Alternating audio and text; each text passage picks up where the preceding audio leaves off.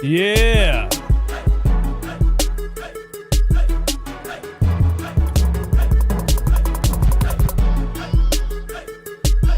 Ladies and gentlemen, we are back.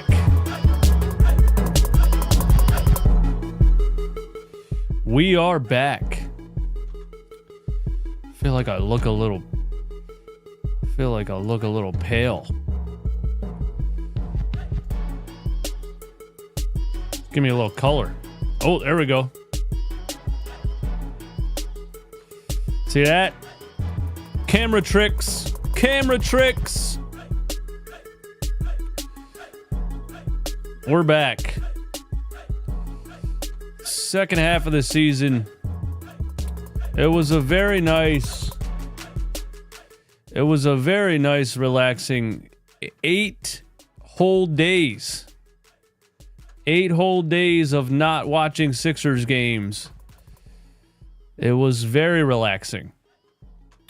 I was a little bored though, I'm not gonna lie to you.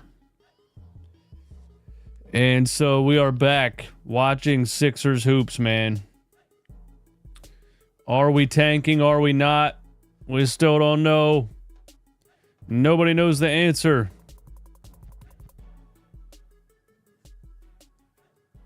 Daniel Barry Sports, happy birthday. Shout out to Daniel Barry Sports Highlights. One of the first ones in the chat all the time. Every live show. Happy birthday to you, man. Podcast P in the house. Is Podcast P playing in this game? That is the question. I think he is. Is Joel Embiid playing in this game? I think he is. Oh, damn. I got to turn on. I got to fix my scoreboard thing. We got time. We got time.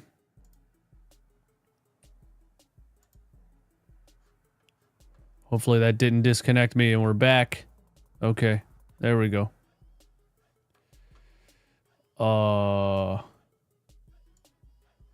What's new in Google Chrome? Nobody cares. Where the heck's my score? No, that's not it. Here we go. No, that's not it either. Let's go like this.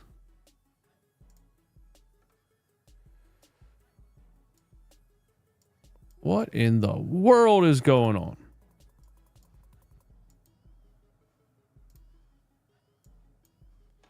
All right, we're going to have to redo the scoreboard quick because I can't get it to work.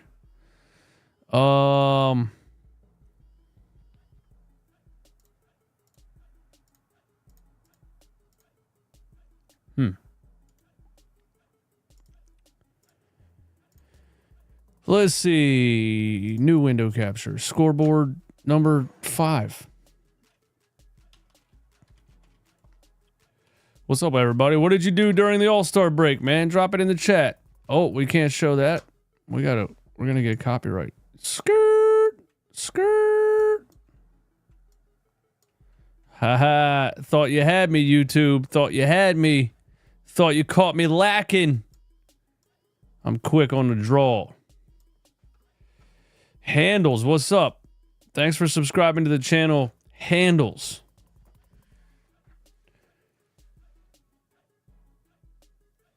I forgot this was a TNT broadcast, which means much like the All-Star game, it's going to take 39,000 minutes for the game to start. The All-Star game made me want to eat drywall. Yeah, that was horrible, wasn't it? We talked about it a little bit when I was up here with my dude NZ43. Shout out to NZ43 if you guys didn't come through that live stream, man. That was a fun one. It's a good dude, and he's good at talking ball and talking Sixers. But yeah, we talked about the All-Star game a little bit when we went live the other day. Just fascinates me how the NBA can't figure out how to make it better. And they just keep adding things that have nothing to do with the game. And it reminds me of NBA 2K. Every season they say, We fixed it. This is going to be the best one ever. We fixed everything. It's going to be great. And really, they just added a bunch of stuff that has nothing to do with the game and didn't fix the game at all. You know what I mean? They added golf carts and skateboards, and that's how the All-Star game is, man. It doesn't make sense, though, that, you know, it's just funny. I just feel like it's a bunch of non-sports playing MFers that are up there in that office that are like, how can we fix it? And some dork was in the back, was like, hey, guys, I say instead of doing something to get the players to play harder, we get Kevin Hart to tell jokes the entire time. Yeah, that sounds fantastic.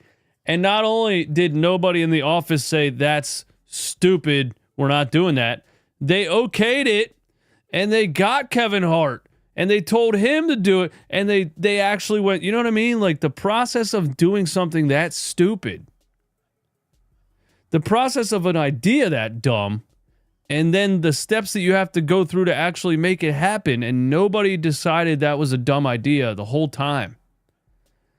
It's just weird to me. Anyway, we're back in business. The Sixers versus the Celtics. Quentin Grimes in the starting lineup here. I think Justin Edwards is not playing, but I'm interested to see Quentin Grimes alongside Tyrese Maxey in a starting lineup with Paul George, Kelly Oubre, and Joel Embiid. So, wow. Interesting starting lineup here. And we're about to tip off. So long to our break of not watching Sixers games. We are back in business. And once the ESPN scoreboard or the TNT scoreboard pops up, I'll put it right here.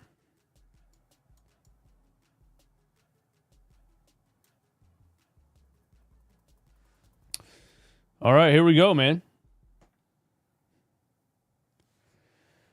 Here is the tip. Porzingis versus Embiid. The Sixers have a full healthy roster for only the, fifth time the entire season? Is that what it is? Is it the fifth time?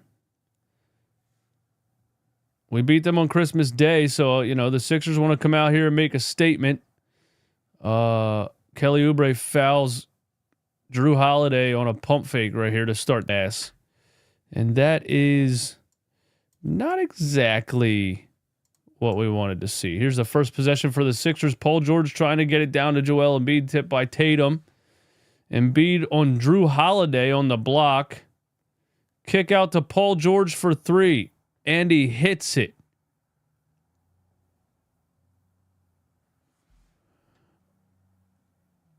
Are we? I'm not going to overreact. But are we potentially about to see what we thought we were going to see the whole season? Probably not. Probs not. Or, you know how they say some teams are regular season teams? The 2025 76ers are a once-a-month team. Not even a regular season team, just a once-a-month team. Watch us beat the Celtics again fully healthy and then go back to load managing and losing games to everybody. Here's Embiid on Porzingis. Dumped down to Oubre with the two-handed slam. They're going to beat the Celtics again, and we're going to be so confused. And then they're going to go back to load managing, and there's Porzingis with a layup right over Joel Embiid. No real contest there. That has been the norm for Joel Embiid this season so far. Joel Embiid now shoots a three and misses it. Where do we want to put this? Over here. I'll just leave it here. Here is Drew Holiday down the lane. That is the third wide open layup for the Boston Celtics in the first 2 minutes of the game. Kelly Oubre for three. Porzingis playing Ben Simmons defense on him. He is a 29% three-point shooter. And you can also bait him into shooting because he likes to shoot. Maxey just had some pretty good defense on Jaylen Brown right there, one-on-one. And the Celtics' best player, Derek White, hits a three, puts the Celtics up 9-5. Paul George, ISO, shoots over Porzingis and almost misses everything. Wow. Porzingis with an interesting strategy here, just daring players to shoot. And they fell for it 2 possessions in a row. Kelly Oubre and then Paul George. Sixers ball, though. Inbound to Joel Embiid. He goes right at Porzingis, loses his footing, falls over, and throws the ball off the backboard. All right. And they dump it down to Jaylen Brown on Tyrese Maxey. Big elbow. Maxey with the block from behind, and they called a foul. So the Jaylen Brown elbow to the chest is not a foul. But if you block the shot, it is a foul. Look at this. Joel Embiid just falls down. I mean, you know what I mean, man? Like, when you see plays like that, it just kind of says to me, he's cooked. You know? He didn't used to just stop and fall over. You know what I mean? Am I overreacting to that?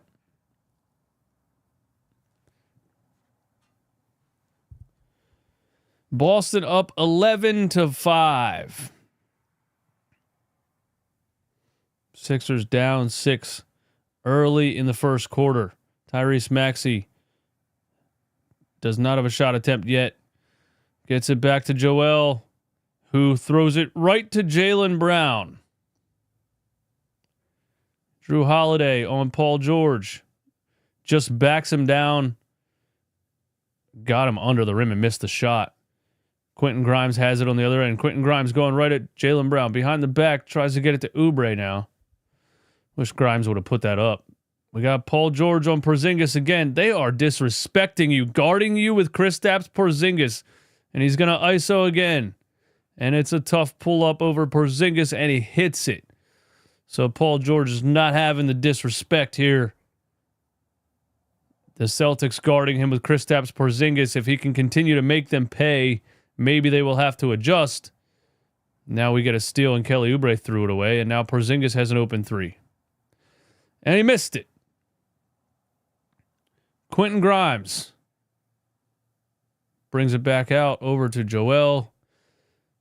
And now the Celtics have Holiday on Paul George.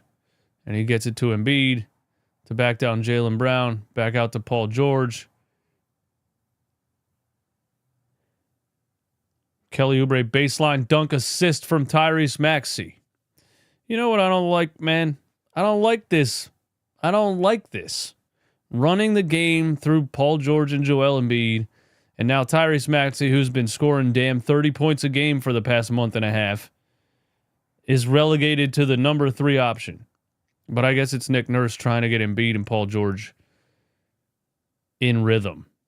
Tatum all the way in, left-hand layup. Got it.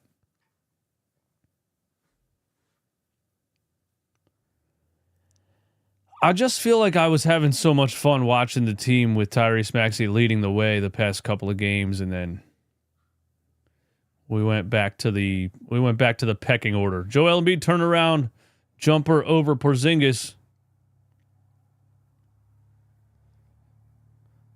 Here's Jason Tatum on the left side. Quentin Grimes, ISO. Tatum, tough fadeaway jumper. Good defense from Grimes. Maxey got the rebound. They called a push on Drew Holiday.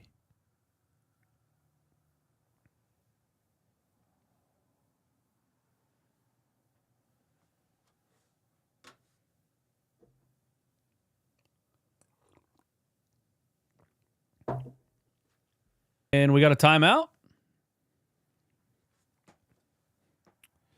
Yeah,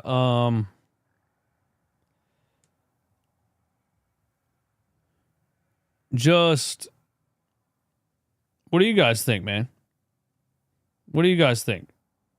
Are you annoyed that the Sixers come out and feed Embiid every play?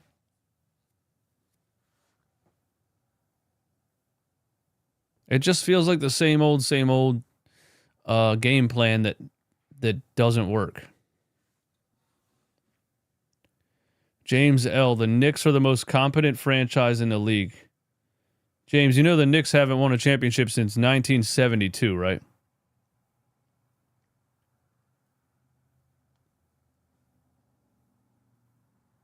So I don't know what you're smoking, bro, but pass it this way. I wasn't born then. That doesn't change the fact that the Knicks haven't won since 1972. Nobody cares when you were born. The New York Knicks have not won a championship since 1972. Nobody cares when you were born.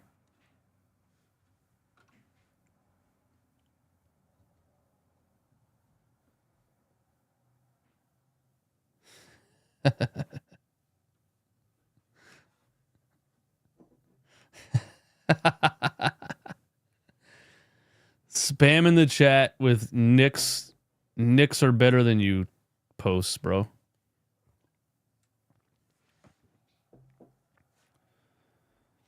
Who's a Knicks fan that's like, I'm going to go in this Sixers Celtics game and tell everyone how good the Knicks are? I just don't get it. It's got to be a kid thing to do, right?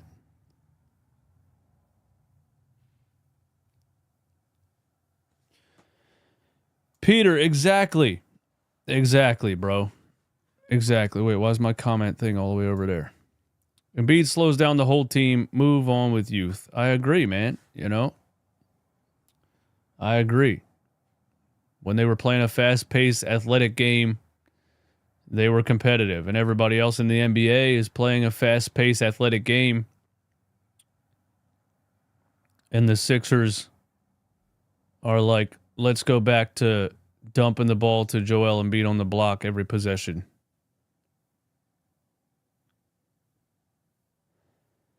I shouldn't have hit him on the channel. That was rude. But he did put like 17 comments in a row, and that's annoying.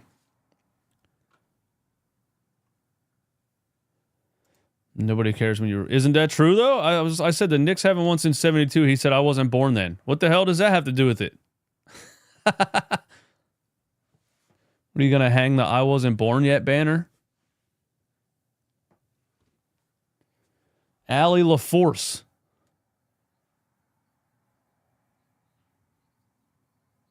Says, as turbulent as this season has been, the Sixers are only a game and a half out of the 10th seed.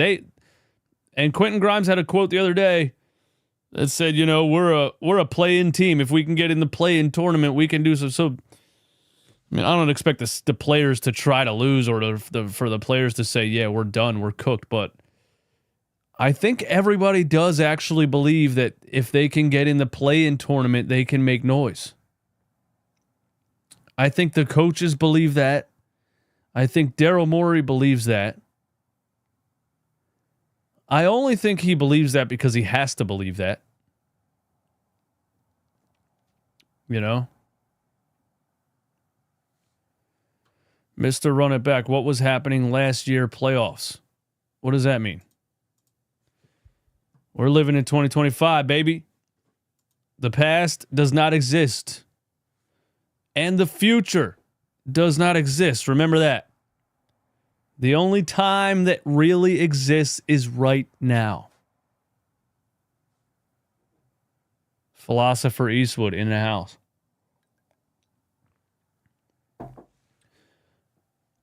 Here we go. 15-11.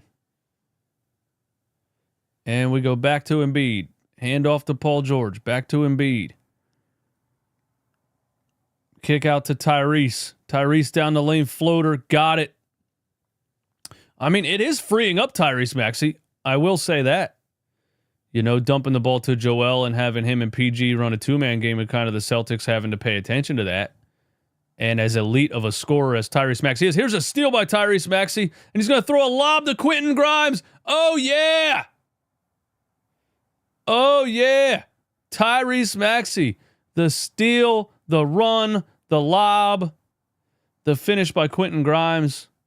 But yeah, as elite of a scorer as Tyrese Maxey is, I mean, having him run around free as everybody's trying to focus on Embiid on the block it's a strategy that should work if Embiid can keep getting the ball out that quick. You know what I'm saying? We'll see. Derek White floater, front of the rim. Oubre, did he save it? No, he was out of bounds.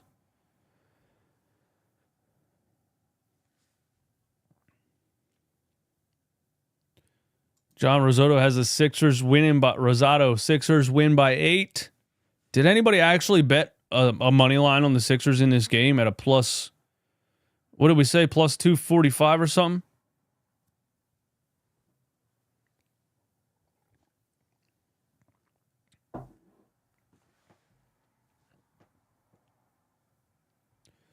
Gershon Yabusele off the bench. Oh, yeah. He's running a backup center, isn't he? Oh, no. He's coming in for Paul George.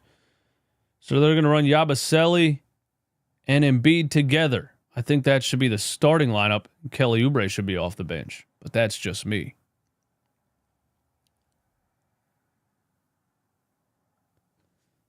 You got 245.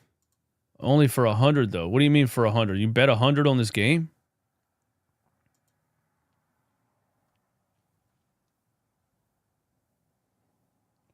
What's with these fucking Knicks fans, dude?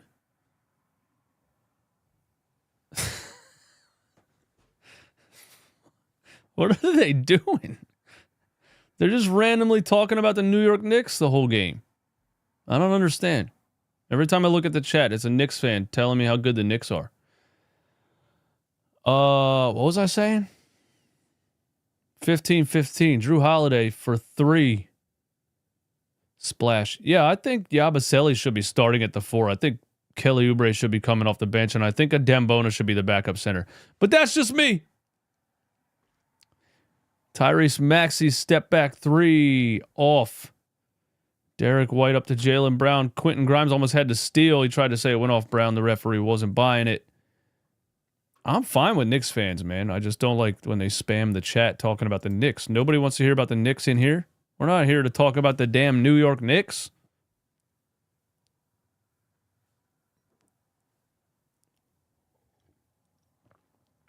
Knicks fans love me. You're right. They do. They do. Because I hate the Knicks and they just, it's one of those things, man. They want to hate me so much, but they enjoy the content. That's what it is. Kristaps Porzingis for 3. 21-15. Joel Embiid tripped up by Al Horford. Got the foul call that time. Al Horford's wondering how that's a foul, but the old Al Horford, Joel Embiid duel. Let's see if he got tripped. Oh, I mean, yeah, kind of. Is that technically a foul? What's the rule here? If a player tries to drop step and they trip over your foot, is that a foul? Oh, well, we'll take it.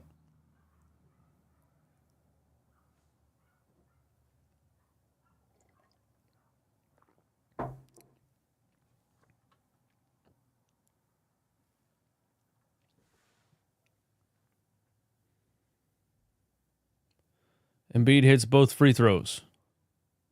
RJ said Joel's getting cooked. Oh, on the defensive end? Yes. He's been doing that all season.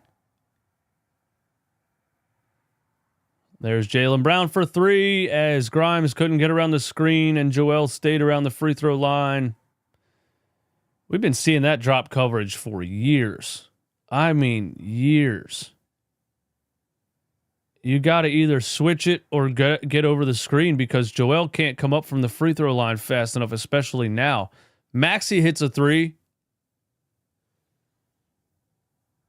What does Maxey have in this quarter, man? 7 points already? Jaylen Brown missed a bunny, but he got his own rebound. Uh-oh, Peyton Pritchard's in the game. Oh, he immediately shoots a step-back 3. Missed it. Yabusele, the rebound. Grimes, here's Joel on Porzingis. He's going to back him down. Shouldn't have picked up your dribble. He goes behind the back to Kelly Oubre for no reason. We got it back out to Tyrese, though. Tyrese on Drew Holiday. Drives left. Up and under right hand. Oh, he missed it. That would have been beautiful. But Embiid, I think, tipped it back in, or Yabusele. Embiid tipped it back in.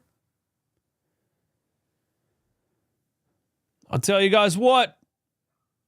The engine of this team is Tyrese Maxey once again. We struggle to create, and every time the ball ends up in his hands, something good happens.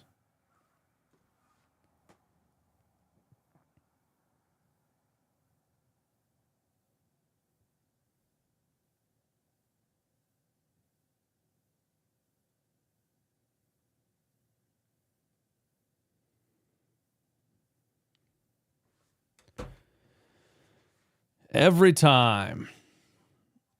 Paul Michio, thank you for the super chat, my man. Is that a late Valentine's Day heart for me?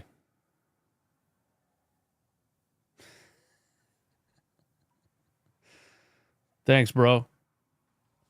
I don't know if you were going to type something or you just wanted to send me a heart, but I appreciate it. I can't wait for Jared to come back. I keep seeing highlights edit pop up on my feed. Man, Jared McCain hoops was fun, man. Jared McCain hoops was a lot of fun. We didn't realize how good we had it at the time.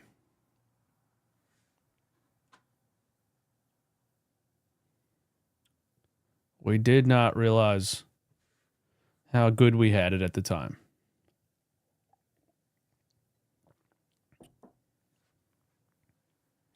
You know what's funny? I don't think it's hard to tell when a player can play in the NBA, you know? I remember the Jared McCain preseason game. I mean, he was just getting buckets all over the place, and he went right at Derek White under the rim. Through contact, tough finish, and I was like, this kid can do everything. This kid can do everything. He's even finishing through contact against some of the best defenders in the league.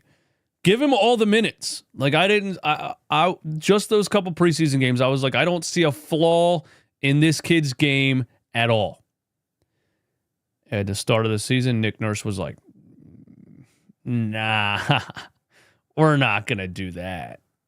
We're not going to do that now. Not a rookie. That's not possible. And then he had to, because McCain really showed him, like, I'm actually that dude. You know what I mean? I'm actually that dude, bro. And when you can get that much playing time under Nick Nurse as a rookie, you know you really did something, because that dude hates playing rookies.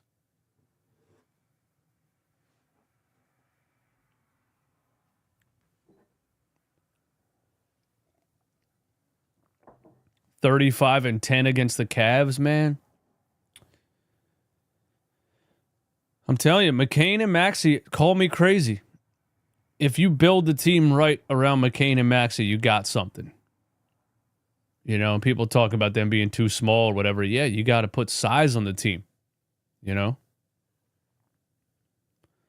Somebody was arguing with me. I was like, what about, you know, Darius Garland and Donovan Mitchell? And they were like, yeah, well, they have Mobley and Jared Allen, and yeah, that's my point. You got to build around them with size and defense. That's what building a team is. Another 3 for Boston. Shocker. 27-22. Podcast P back on the floor. We got hit in the face. Uh-oh. That's going to be a 6-month injury right there. Paul George took a vacation during All-Star weekend. You know, he said basketball has been hard on his body in an interview. So basically he admitted that he wants to retire. I mean, he wants to retire. Let's call it what it is. Comes back, gets hit in the face. Oh, he didn't go out. He's staying in there. Dish down to Yabusele, and it was blocked out of bounds and off of Yabusele. So that Peyton Pritchard for 3, and it is 30-22. Yeah, it's just wild for a player who's played like 20 games to be like, yeah, it's just been hard on my body. That means it's time to retire, man. Yo, shout out to Lightbringer for bringing the light. Yeah, let's get the likes up, man. 300 people in here. Please do me a favor and hit the like button. Even if you're a Knicks fan and you're just hate watching me, you still owe me a like. You still owe me a like. Maxey hits a free throw. Run it back. How come you do all these live streams even if your team's losing so much? Because we are sickos, bro. You wouldn't understand, man. You wouldn't understand. And just look at the screen, man. Count the sponsors on the screen, man. 1, 2, 3. Look how many people are in here, man. 400 people and 3 sponsors. And you're asking me why I'm here.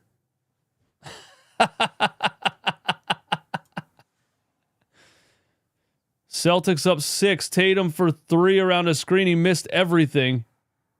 Here's Maxey down to Ricky Council with the 2-hand slam. Nick Nurse saw my Instagram post and he said, you know what? You're right. Ricky Council is the savior and I'm going to play him. And he's in the first quarter and he runs a fast break. And now Al Horford hits a 3 to ruin all the fun.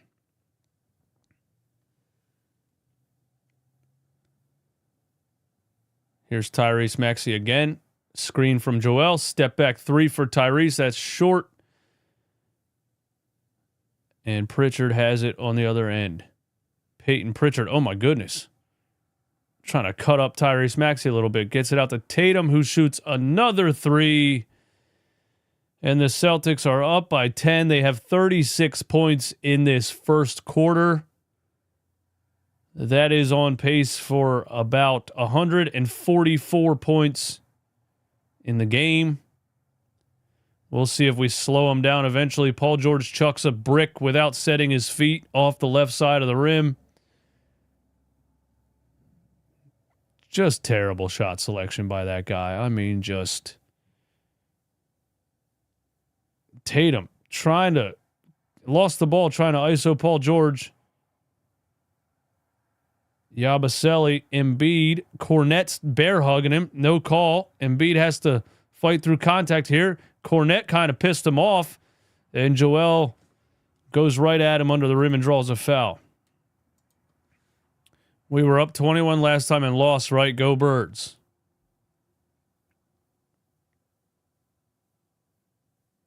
$26 actually last time and lost.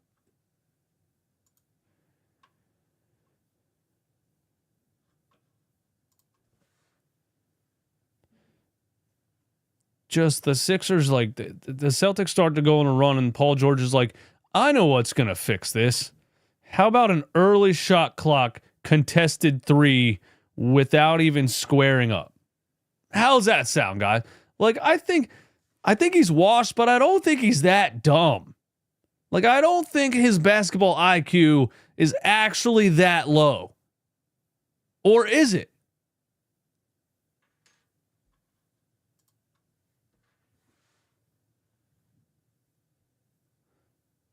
Maybe it is, man. I don't know, man. You know, guys who rely on the ISO game, their games don't age very well because you lose your burst of speed. Your ISO game is gone. Celtics have to be number 1 in history in three-point shot attempts. They actually are number 1 in history in three-point shot attempts this season, and it's by a landslide. They're shooting the first half of the season. They were shooting 51 a game, and that's the highest ever by a team in the first half of an NBA season. I don't know how many they're shooting per game now, but 51 per game is crazy because I remember those old Harden Houston games. Here's Kelly Oubre at the buzzer, and that's an air ball. I remember Those Harden Houston teams were shooting like 40 a game, and people at the time thought that was a lot. They were shooting like 35 to 43s a game. This Celtics team is shooting 51.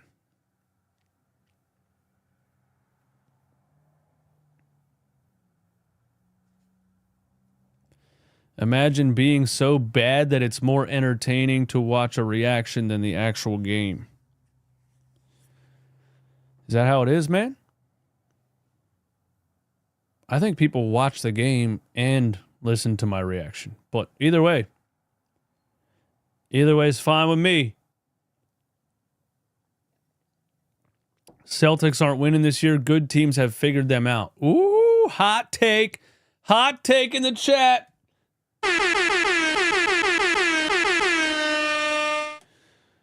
Listen, we know Harden ISO player, but doing just fine. Yeah, but an elite facilitator. Elite facilitator.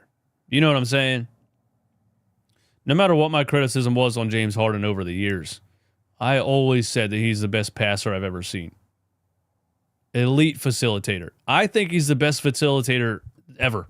I think his passing is not talked about enough because he was such a scorer for so many years. And he's still getting buckets off the ISO. You're right. You're right. We'll see if he fizzles out in the playoffs like he always does.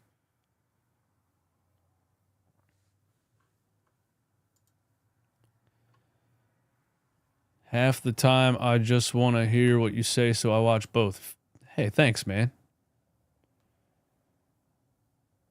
Thanks, man. I appreciate that. Aussie Sixers fan in the building. Let's go Tankers. Relaxing on the couch with coffee. I'm feeling pretty sore after falling off a ladder yesterday. Bro, what are you doing on a ladder? 42 years old, don't bounce back like I used to. Yeah, don't climb up on a ladder, bro, when you're 42.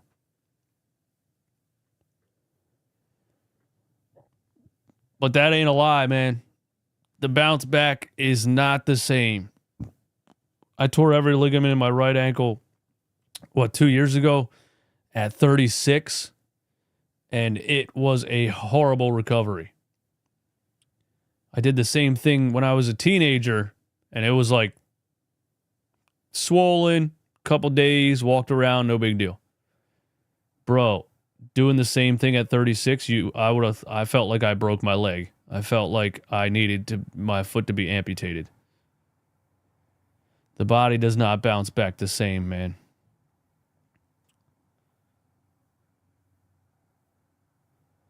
I turned 39 this year. I now have regular chiropractic adjustments.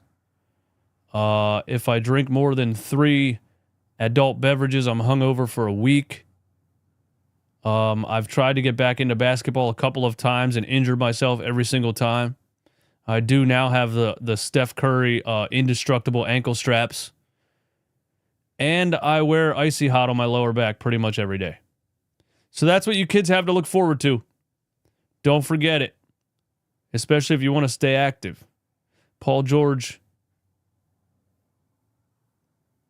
he hit it.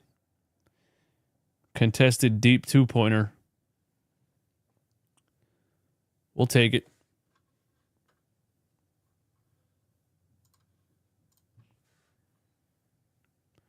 Pritchard for 3 again. And hits it again. What are the Celtics shooting from 3? About 60%? That's not good because that's what they do. We were only up 26 on them in that game because they were shooting 25% from 3 in the first half. And honestly, they were missing wide open shots left and right. There's Paul George, another mid-range jumper. Hits it again. So we're getting a good Paul George game here. Which is nice, but you can't expect it to be consistent. That's the problem with Paul George. He'll have a couple games where he's making shots and then he'll completely disappear.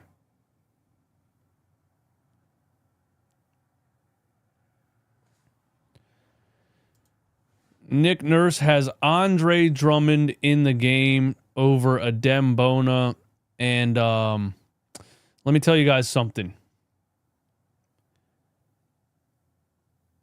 On-off, the Sixers on-off swings. The highest on-off swing on the team is Adem Bono with a +6. And the lowest on-off swing on this roster is, in fact, Andre Drummond with a -13. The 76ers are 13 points per 100 possessions worse when Andre Drummond is on the floor versus off the floor.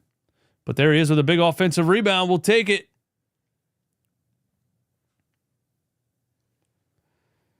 Yeah, man, we were excited that we got Drummond this offseason, and it just has not looked like what we thought it was going to look like. We thought that was going to fix our rebounding issue. Tatum misses a layup. Up to Kelly Oubre. Peyton Pritchard out of bounds on the Celtics.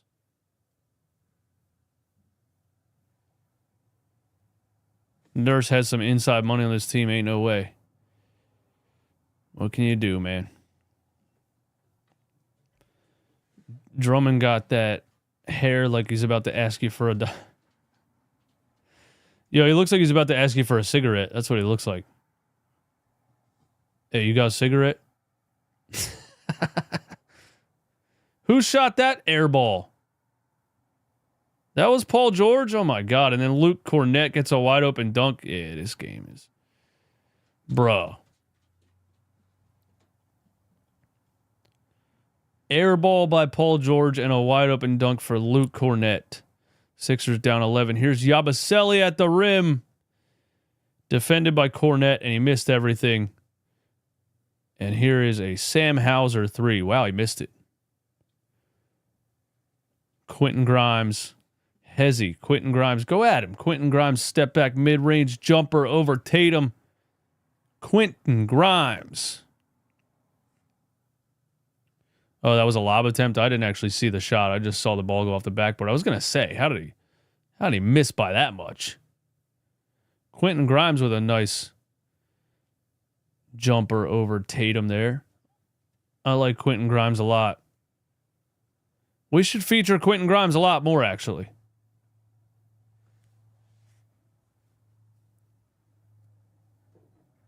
But we won't.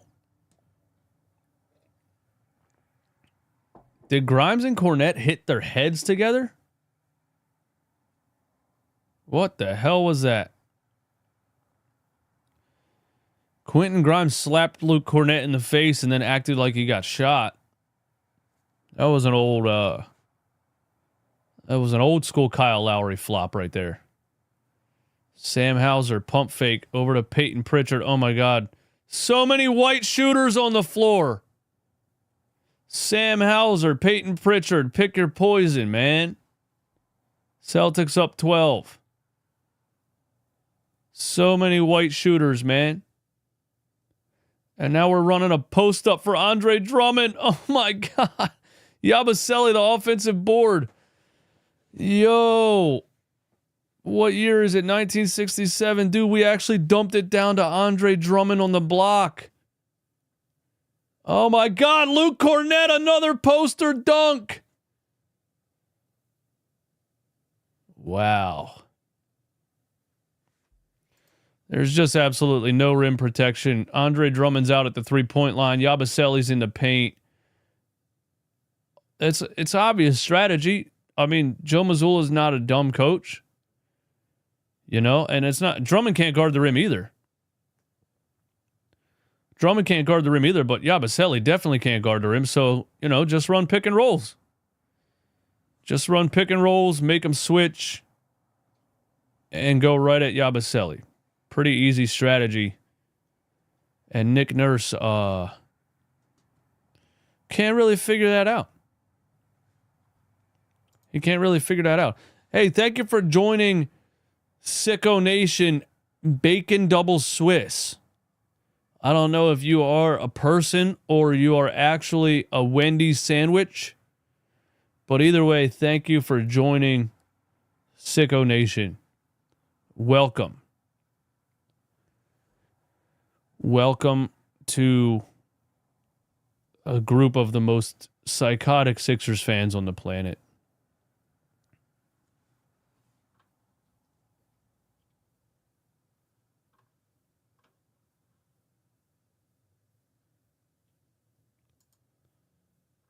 Drummond thought he was Hakeem. Please blow up this team. Yo, Andre Drummond with the fake hook shot into the lefty. Not only did he think he was Hakeem, he went pump fake and went back to the left. Like Andre Drummond has a left hand.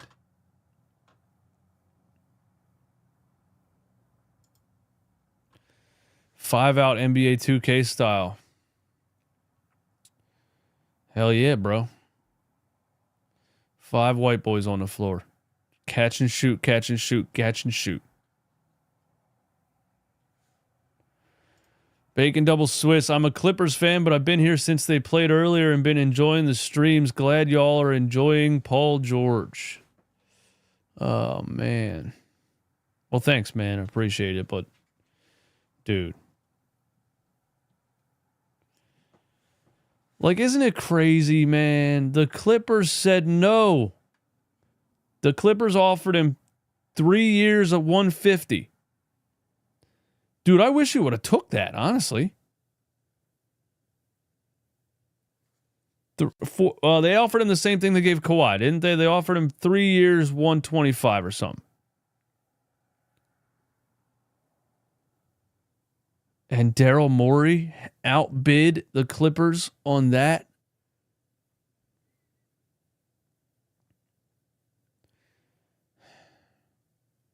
And he's from LA. He lives an LA lifestyle. Look at his Instagram on the beach. You know what I mean? He doesn't want to be in Philly. He does not want to be here. He does not want to be in Philly. He made that decision 100% based on money because he's a full-time podcaster.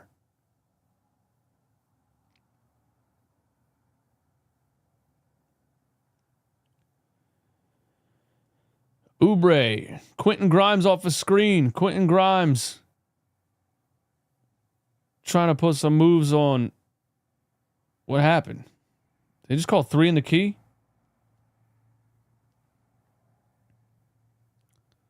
Was that a 3 in the key from Andre Drummond? Quentin Grimes was trying to ISO Sam Hauser. And I don't know what that call was. A 3 in the key. Andre Drummond, 3 in the key. Offensive 3 in the key for Andre Drummond. Wow. So we're just randomly getting heavy Drummond minutes now after he was a DNP a couple of games ago. Jaylen Brown on Maxey push off. No call, of course. Hits the shot. Yo, I'm going to be honest, man. Jaylen Brown has no bag whatsoever. He just drives right at you, pushes you with his forearm, and shoots a jump shot. He's crazy athletic, and he's a good shooter, but he has no bag, man. If he would start getting called for that push-off, he would have no bag at all. Peyton Pritchard wide open for 3. Missed it. We got lucky on that one. Paul George over to Tyrese. Cornette's just allowed to play defense with his hands there. Quentin Grimes a wide open 3. In and out. Celtics up 14. Tatum to Cornette on the elbow. Back to Tatum. Back to Cornette. Cornette with the lay-in. Celtics up 16. Grimes down the lane. Kick out to Paul George. For 3, he hits it. So Paul George, 20 games was hard on his body. He had a nice relaxing vacation and comes back and is making some jump shots. So maybe, maybe he's good for 30 or 40 games a season.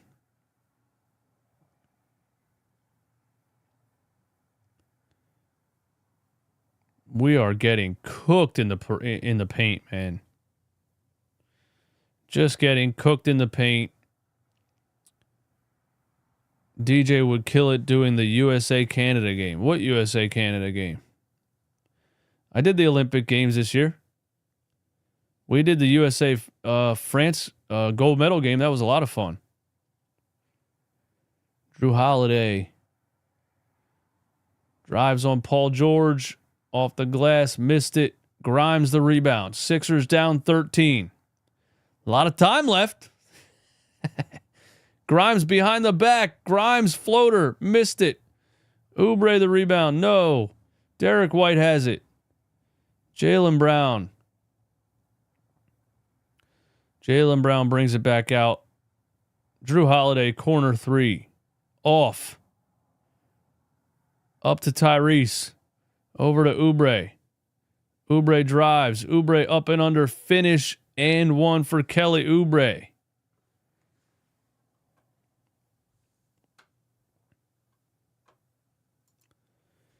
KB Free, hello fans, Philly sickos. I am a Pelicans fan from New Orleans. David Griff is the worst GM in the league, hands down. It could be worse. Sickos. I mean, he's tried a lot of things. It just hasn't worked, you know? Like, drafting Brandon Ingram. I don't say that's a bad draft pick. Drafting Zion Williamson. I mean, he was supposed to be the next LeBron James, you know? You couldn't anticipate him being hurt all the time and then, you know, being just overweight and not caring about the game, really. The DeJounte Murray trade, they didn't draft Ingram. Oh, yeah, the Lakers drafted Ingram. My bad. They traded Ingram in that Anthony Davis trade. They got Ingram and Kuzma, or Kuzma went somewhere else. D'Angelo Russell was in that trade, right? I don't remember. But either way, on paper, they put a decent team together over those couple of years. It just didn't work. And Zion Williamson couldn't stay healthy. Maxey, Grimes. Grimes out to Joel, top of the key, three. Ricky Council, the board. Ricky Council under the rim fighting. Missed a shot and knocked it out of bounds.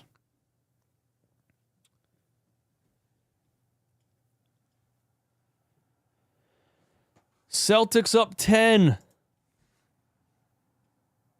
Here's Jaylen Brown being hounded by Ricky Council. Now he gets in the lane, kicks it out. Peyton Pritchard double teamed. They called that a foul? Oh my God. He pump faked. It looked like he traveled and split the defense. Who fouled him?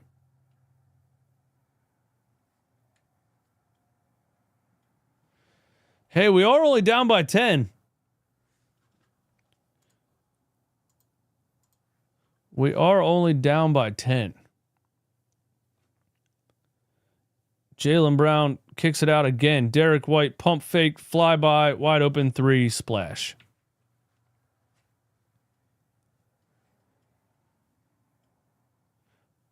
Can Maxey answer? Maxey around the screen. Now Joel has the mismatch. Derek White flopped. Joel gets fouled by Porzingis. And he gets the call.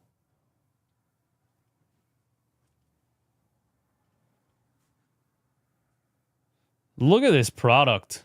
Look at this product, really. Just guys just flopping all over the place. Come on, Derek White. We just got dudes flopping all over the place, man. Derek White flops, then Joel Embiid flops. There's two players laying on the floor. How are you going to fix this? How are you going to fix this, Adam Silver? How are you going to fix this, man?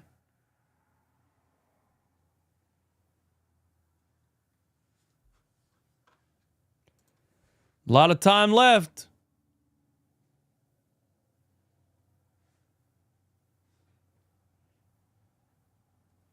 The officials just have to get better at not rewarding it. You know what I mean? Here's Porzingis on the right wing. He shoots a three. Front of the rim. Sixers down 11. 4 minutes left in the second quarter. Embiid on the elbow. They bring a double team. Swings it to Ricky Council. Swings it to Quentin Grimes. He misses the shot.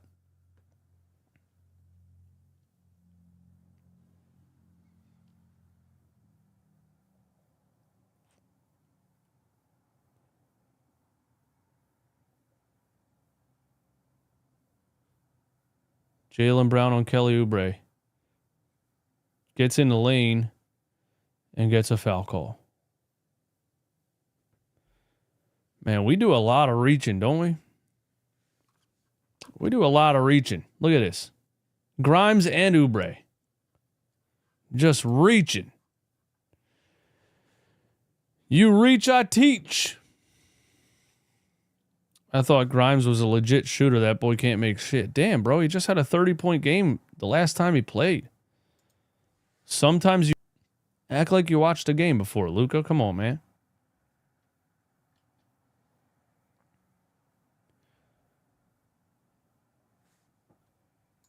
Who does Kyle Lowry and Eric Gordon take minutes from when they come back? Dude, I hope they're done. Did you guys see the quote from Nick Nurse, man? Dude, just sounds like someone's mad at a parlay. Exactly. Did you guys see the quote from Nick Nurse about Eric Gordon? He said he has a wrist issue. We've seen multiple specialists. It just won't get better, and we don't know what to do.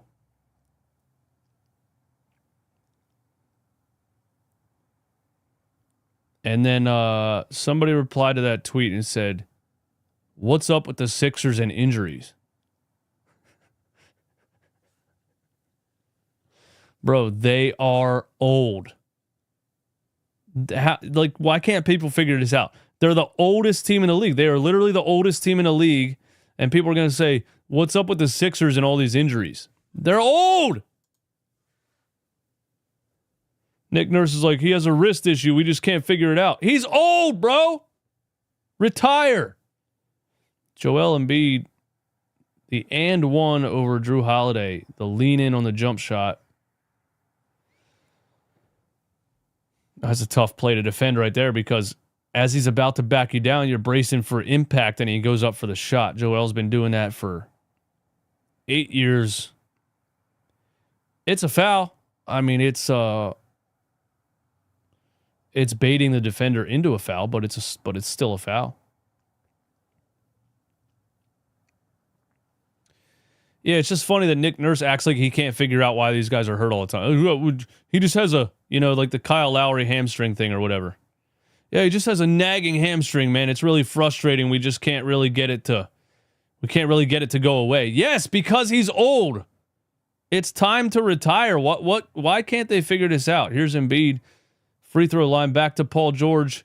Another early shot clock contested 3 for a brick for Paul George. It's just wild that they're like, well, I don't know, man. Everybody's hurt and we can't figure out why. They're all 40 years old. But we're only down 10. If the Celtics lose this game, they're absolute frauds. Tatum, a step back 3 in the corner.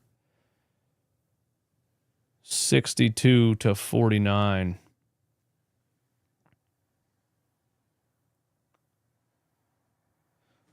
What'd I just miss? All right, we got to lock in, chat. We got to lock in.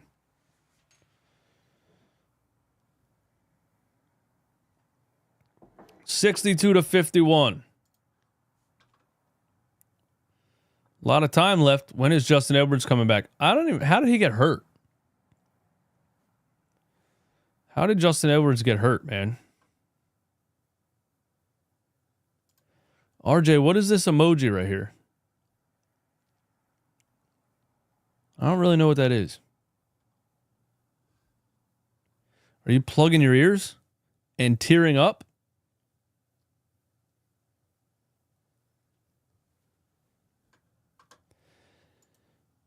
Nick Nursing Home and the Philadelphia 76-year-olds. We're losing because of our bench. Our bench has 4 points. Their bench has 24 points. Well, yeah, I mean, who's on our bench?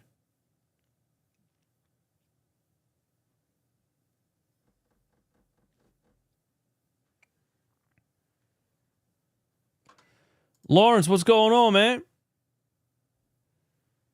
Shout out to all the members in the stream.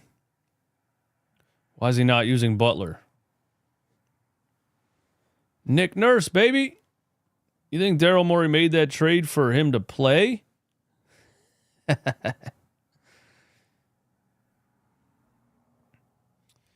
Yabusele did come off the bench. I like Yabusele at the 4 with Embiid, I think. Why is Kelly Oubre immune to getting benched? Like, I know we love Kelly Oubre's effort and his athleticism and the way that he plays, right? But we got to admit, he's having a pretty bad season. And he's shooting like 25% from 3. Why is he immune to getting benched?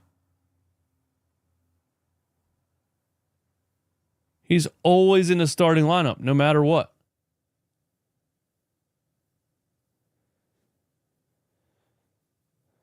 I feel like Kelly Oubre, I think before he joined the Sixers, everybody kind of knew what Kelly Oubre was, right? Like an athletic, a hard-nosed type of player that plays off the bench, right? Like, I don't think anybody realistically thought Kelly Oubre was a starter on a championship team.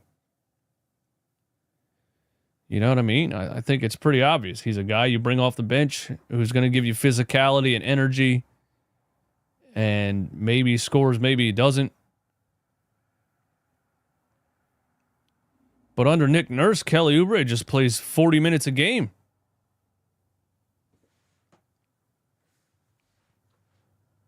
Who cares Kelly to the Rockets? I don't know what that means.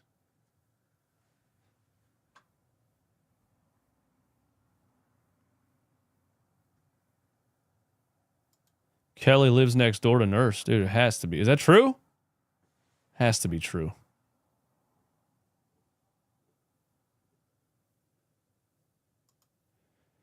They don't have the new guy from the Lakers title team ready yet. What?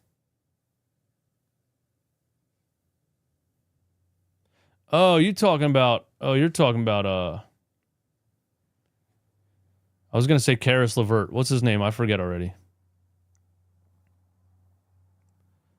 Played for the Spurs, played for the Lakers. Tatum, Porzingis at the free throw line. Jump shot, missed it. Maxey has the rebound. Ricky Council. Over to PG. Back to Ricky. Over to PG. Paul George, 12 on the shot clock. Drives past Al Horford, kicks it out to Kelly Oubre. Brick. What's up with Paul George and his constant kickouts? And then Jaylen Brown and Jason Tatum just run a fast break with nobody near them and get a wide open dunk. What's up with Paul George driving and kicking all the time? He has a low IQ, dude. I'm just going to say it. Paul George, very low basketball IQ. He kicks it out to bad shooters all the time. He had Al Horford on him.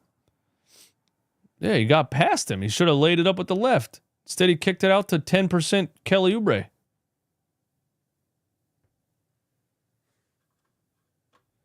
Coach's game plan? I doubt it.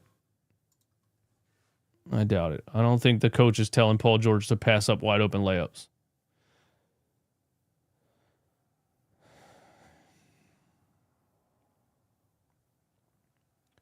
$66-54. They keep zooming in on the giant knee brace on the TNT broadcast.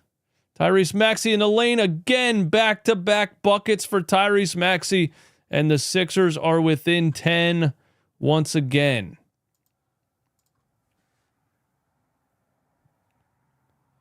The only bright spot on this team is Tyrese Maxey. And Al Horford hits a 3 over Joel. And it's back to 13. The 76ers are 3 for 16 from 3. That is disgusting. Here's Tyrese Maxey for 3. Oh my God, he almost missed everything. Wow. We can't hit anything. And my dog just farted out loud. So that sums up the 76ers in this game and in this season. And Kristaps Porzingis hits another three. Maxey got it within 10, 2 threes for the Celtics, and we're back to a 16-point game. 5 seconds left in the first half. Joel Embiid in the lane. Oh my God, he can't even do a jump stop fadeaway anymore, man. He just falls down. Oh my God, bro.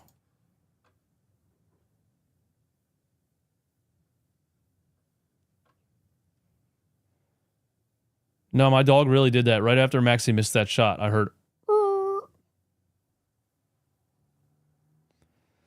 Joel can't even do a jump stop fadeaway anymore. He just falls over.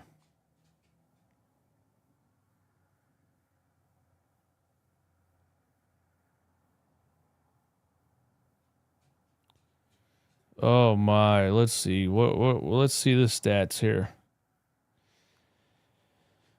Halftime stats. Jaylen Brown has 13. How, dude? I don't even feel like I've seen Jaylen Brown score. Jaylen Brown is on a triple-double watch right now.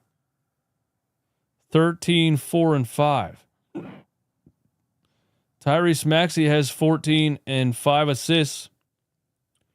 Joel Embiid has 13 and 3.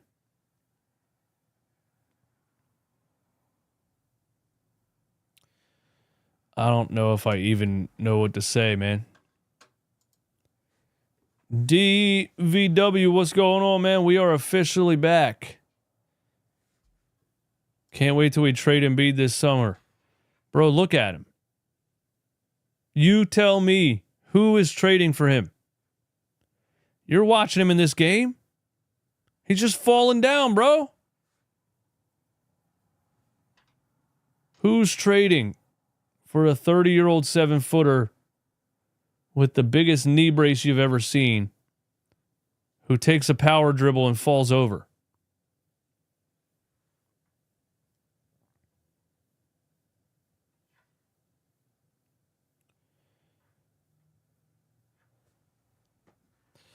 Oh, no, man.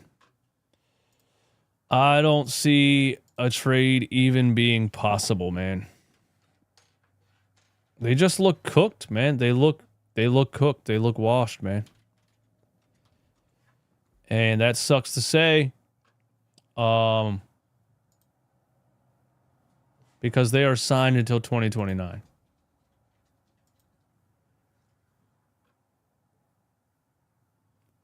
They are signed until 2029, man.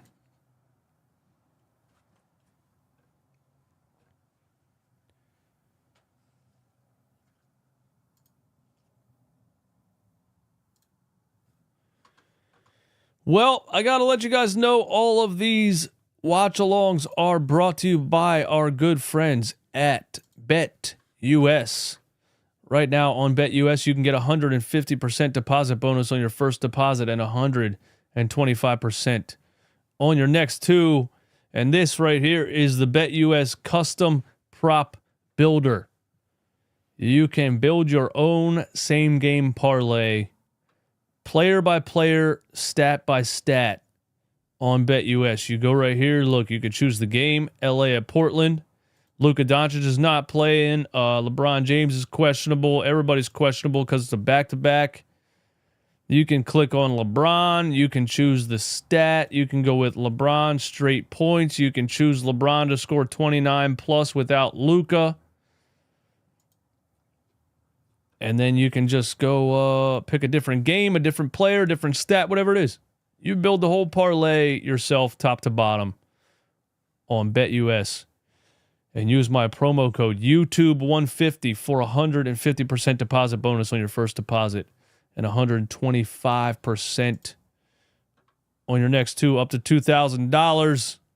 Thank you to BetUS for sponsoring the channel.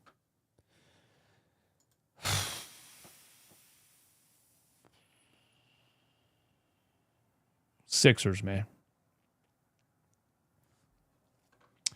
What's the odds on what is left of Embiid's knees after neck surgery? That's a good question too, because, Embiid said apparently that he might need a second surgery and a longer recovery time.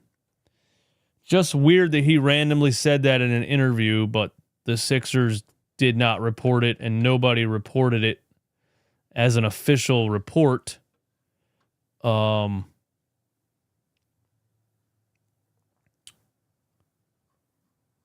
Just the way this team goes, man. The way this team goes. Wemby has a Chris Bosh issue. That's a career ender. Man, it's sad. Man, listen, I hope Wemby's I'm just hoping that him being, 20 years old or however, young he is, that's an issue that he gets worked out and isn't something that nags him forever. But it's pretty wild, especially in the shoulder. For those who don't know, Victor Wembanyama has been ruled out for the season with what was the technical term? Either way, it's some kind of blood clot in his shoulder, right? They usually happen in the legs. I think Chris Bosh had blood clots in his legs. That sucks, man. But is it maybe he has something that's manageable and the Spurs are like, listen, let's just tank it out again for the rest of the season. Try to get, this is a deep draft. And we'll come back next year. So I'm not saying it's fake. I'm just saying, is it something that maybe is manageable and the Spurs decided there's no point in doing that for the rest of this season? You know what I mean?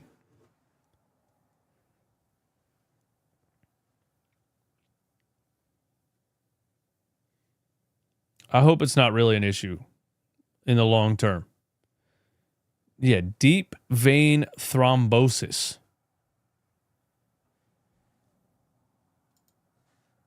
You know what I liked about Wemby, man? In the All-Star game, he was the only player that was trying. And he was actually mad that other people weren't trying. At the end of the first game, not the first game, I don't think, actually. Maybe it was. One of the games, there was a wide open layup to win the game, and he was mad that, Jokic or whoever didn't even try to defend it. But yeah, not back to the All-Star game. The All-Star game sucks anyway. They need to just get rid of it. Just get rid of it.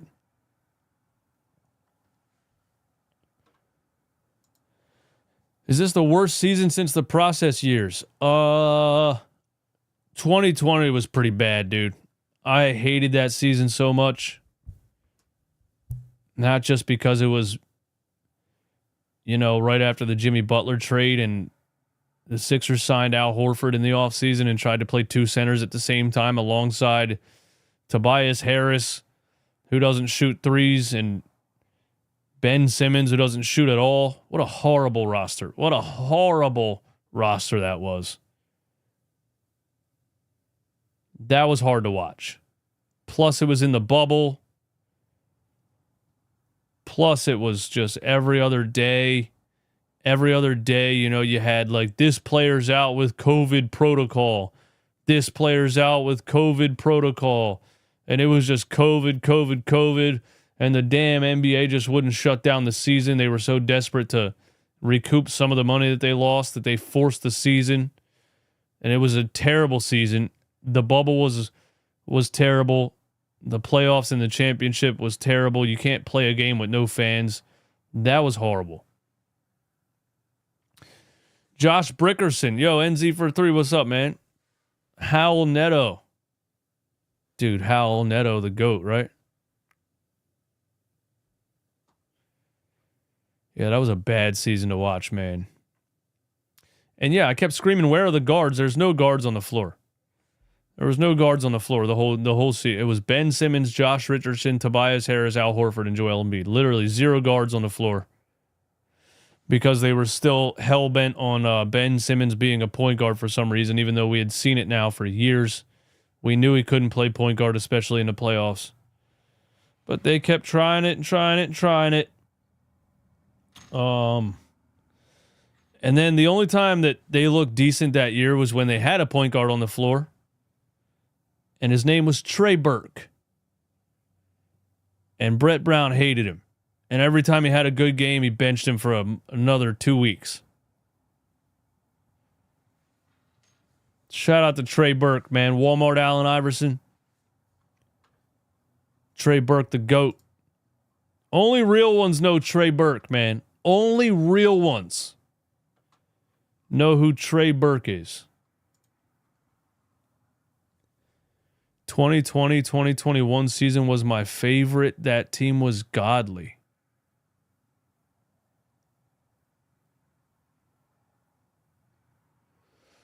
Was that after the Ben Simmons trade? Was that James Harden?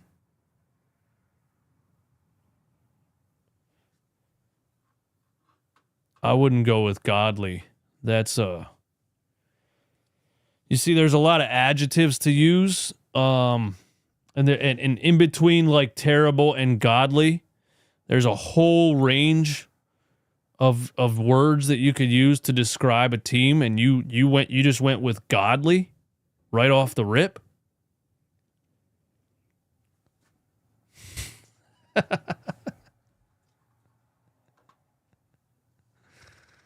Not Alec Burks, bro. Trey Burke. Trey Burke. Respect the name. Yeah, Mo Bamba remembers that. Remember that game? There was a game where Trey Burke was playing point guard and Ben Simmons was running like a point forward type of thing. And they were playing small ball end to end. And Ben Simmons had a 35-point triple-double. He hit a 3 in the game. It was against the Cavs. Yep. He hit a catch-and-shoot three-pointer in the game off a Trey Burke assist. And Trey Burke had 26 points and 11 assists. And Brett Brown said, nah, no more of that. I always thought, even young Ben Simmons, I always thought, bro, there should be a real point guard on the floor. And they just refused and refused and refused.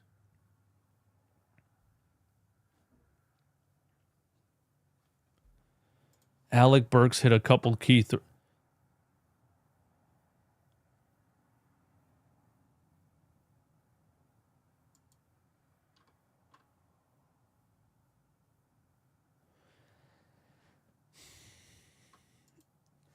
Best word to describe the Sixers over the years, shambolic. I don't know what that means. What does shambolic mean? Disorganized or mismanaged? Facts. It's a weird word though, man. How do you pronounce it? Shambolic? Like sham? Shambolic. How do you pronounce shambolic? Not symbolic. How do you pronounce shambolic? What the? She used to pronounce words for me, dude. What happened? Bro, the iPhone update, the last one was terrible, man. They ruined it.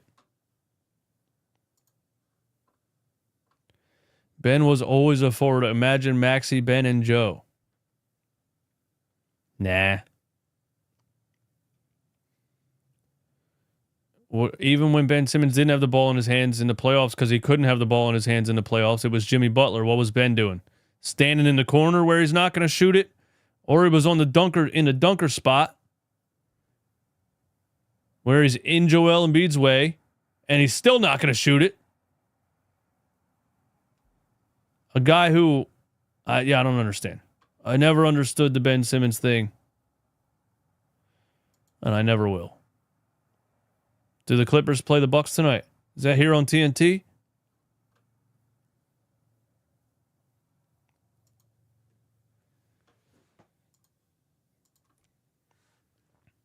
The Clippers have played one game since they signed Ben Simmons. It was against the Utah Jazz, and the internet overhyped the hell out of it. Just like the internet overhyped the hell out of Luka Doncic's Lakers debut alongside LeBron James playing also the Utah Jazz. I watched the Utah Jazz double team Ben Simmons 3 or 4 times to leave a shooter wide open. The defensive strategy of the Jazz in that game was that of a team losing on purpose. And everybody's like, look, Ben Simmons is back with a 12-point triple-double.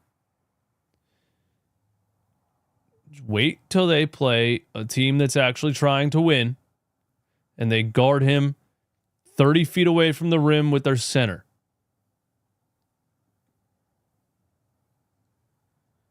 Ben Simmons becomes completely unplayable in the half court. Jared Dudley was right. It just happens time and time and time again. And I don't know why people are so obsessed with the thought of Ben Simmons being good. I think that's what it is, man. I think that there's just such an internet fan base that just wants him to be great so bad that they can't accept that he's not actually great at all. He's not good at all, and he becomes unplayable. Watch what happens. It's just the fact that he got bought out, and now that he's not actually technically on an NBA contract, the coach can completely bench him when he has to.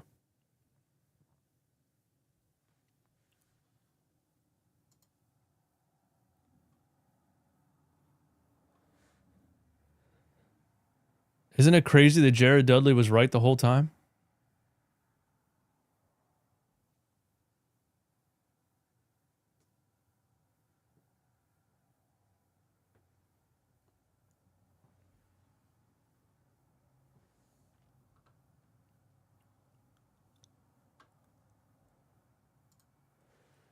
People forgot that the Sixers did the fastest rebuild from 10-72 to being a third-seeded team and making it to the second round in just 2 seasons. That's the young Joel Embiid effect, man. Just putting young Joel Embiid on the team made them immediately a 50-win team. He was that good. Here is Joel Embiid, spin move on Jaylen Brown and loses it out of bounds. That's why I use the word was. He was unbelievably good on both ends of the floor. And sadly, that is gone. Sadly, that is gone. As he turns the ball over again here. Here's Jaylen Brown, jumper over Tyrese Maxey. Celtics up 18 to start the third. Maxey down the lane. Maxey floater got the roll. So Tyrese Maxey answers. Is Tyrese Maxey going to get help from anyone else on this team? Derek White, kick out to Drew Holiday. Wide open 3. Splash. Celtics up 19. Does Nick Nurse think this is a good lineup?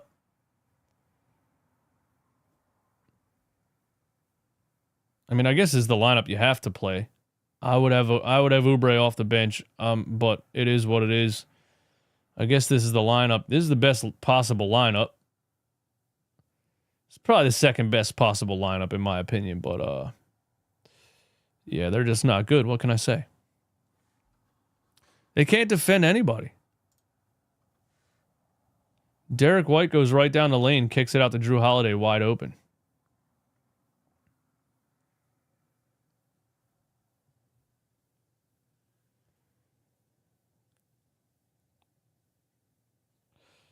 What happened to the team I used to love?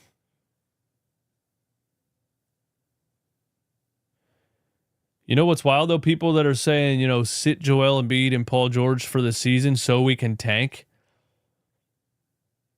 Are they not understanding that the way to tank right now is by playing them?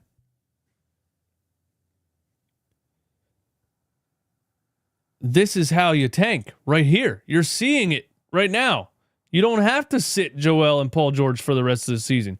They're tanking with them on the floor.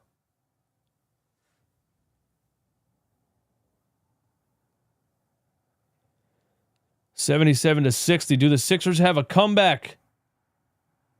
Oubre could have got it to Grimes, couldn't get it out. Grimes now kicks it to Paul George, catch and shoot three. Brick. Tatum throws a lob to Jaylen Brown. Maxey, the only guy back on defense. Celtics up 19. Quentin Grimes, Kelly Oubre, ISO, and Drew Holiday. Oh, what a terrible offense. Oh, my God. Back out to Maxey, 5 on the shot clock. Now he has to make something out of nothing. Gets it back over to 20% Kelly Oubre for another brick. Why does Kelly Oubre shoot so much? Derek White fouled on a 3. Oh, my God. Put the G League in, man. Put the G League in. Gunna, I think you're right, man. I think Za was ahead of us on this one. I mean, but Oubre has to be in you can't put Oubre on a team. What am I trying to say? Oubre's deficiencies can be easily amplified. You know what I mean? If he's on a team that's struggling to score and they keep passing him the ball. Why do they keep passing him the ball? You know what I mean? Just tuned in. Paul George got a season high 12 points. Well, he has a 30-point game this year. I mean, I wouldn't say he's cooking.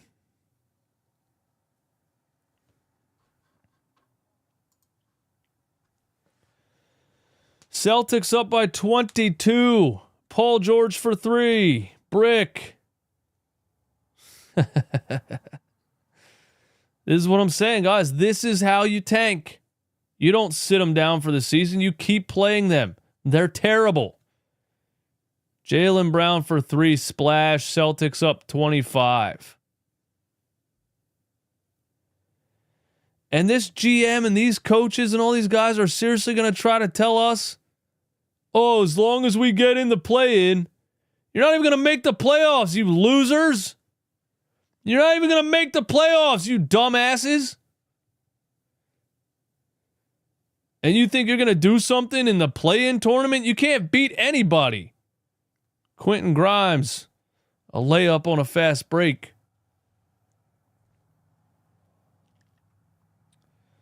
I've never seen an organization run so poorly.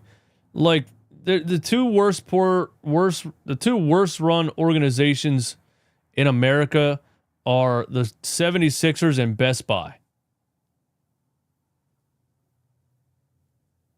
Tatum draws a foul on Quentin Grimes. Jason Tatum to the free throw line. Yeah, the 76ers and Best Buy, man. The two worst run organizations in the country. Dude, I went to Best Buy. I accidentally smashed the stereo in the stock touchscreen stereo in my car, 2017 Jeep Renegade, with a speaker stand in the back when I was still DJing. And listen, bro, let me tell you why I said Best Buy. All right, listen to this story. So I go to Best Buy. I'm like, I know they got free installation on the stereos, right? I'm like, yo, I need a touchscreen, stereo with the Apple CarPlay and all this stuff. This is the one I want. It was online. It said you have it. I paid for it. Kelly Oubre's in the lane. Floater over Jaylen Brown and 1. That's what you guys get for talking trash on Kelly Oubre. But nah, I paid for it. Literally, right? And all the adapters and everything you need for them to install it, right? I go all the way. I have an appointment for them to install it. I go there. And the guy's like, hey, we got bad news. Oh, we actually don't have that stereo. And I was like, but you sold it to me and I paid for it. And you sold me the adapters to install it in the car. And you made me an appointment. And I come here and you tell me you don't have it. So he's like, yeah, we don't have it. We'll give you, we'll get you another one, whatever. So I pick out another one. It was $300, so I pick out one that was $350, right? The guy's trying to, I was like, you're not going to charge me to $50, right? He's like, we can reimburse you with gift cards. I was like, bro, I'm not giving you an extra $50. Anyway, it was a fiasco. A manager came out who looked younger than that guy and knew less than he did. Sixers and Best Buy. Worst companies in the country. And Drew Holiday is a wide open three. No, they called a foul in the paint. Yeah, Sixers and Best Buy, man.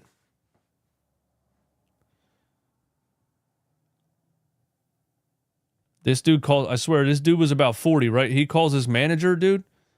This looked like a 14-year-old girl that walked out. I was like, bruh, this is the person that's going to fix the problem?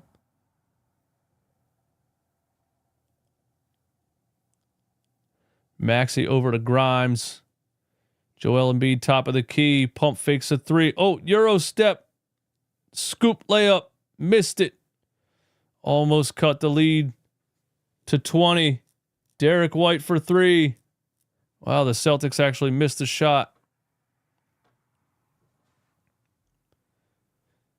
Grimes over to Podcast P. Podcast P, wide open three. Brick.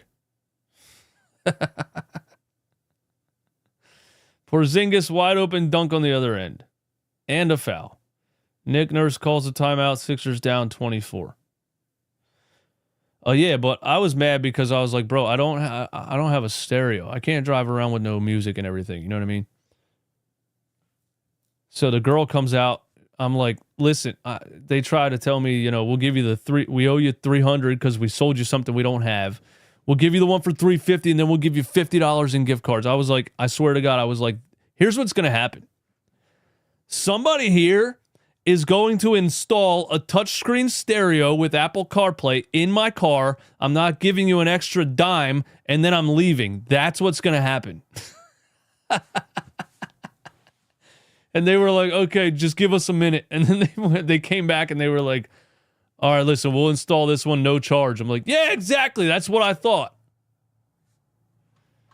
That's Best Buy. The other worst run organization in the country next to the 76ers. 76ers and Best Buy, man. Who else? What other companies are run as poorly as the 76ers and Best Buy? You all tolerated Embiid's bad habits because he was winning MVP in regular season games, but the legends, they turn it up a notch in April and uplifts franchises. Yeah, I mean, Joel Embiid was great when he was healthy.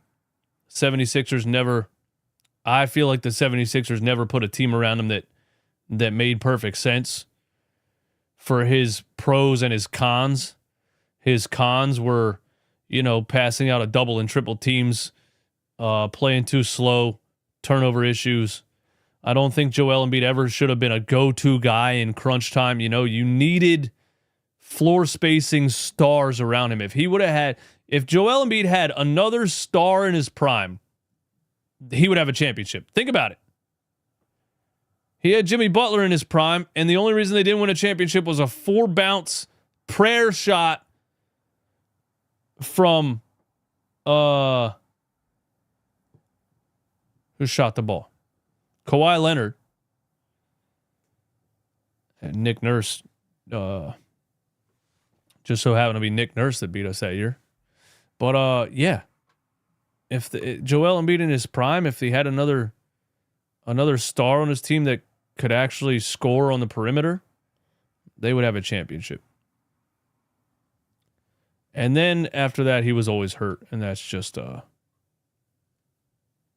what it is. Deegan, what's up, man? This shit is a snooze fest. I agree.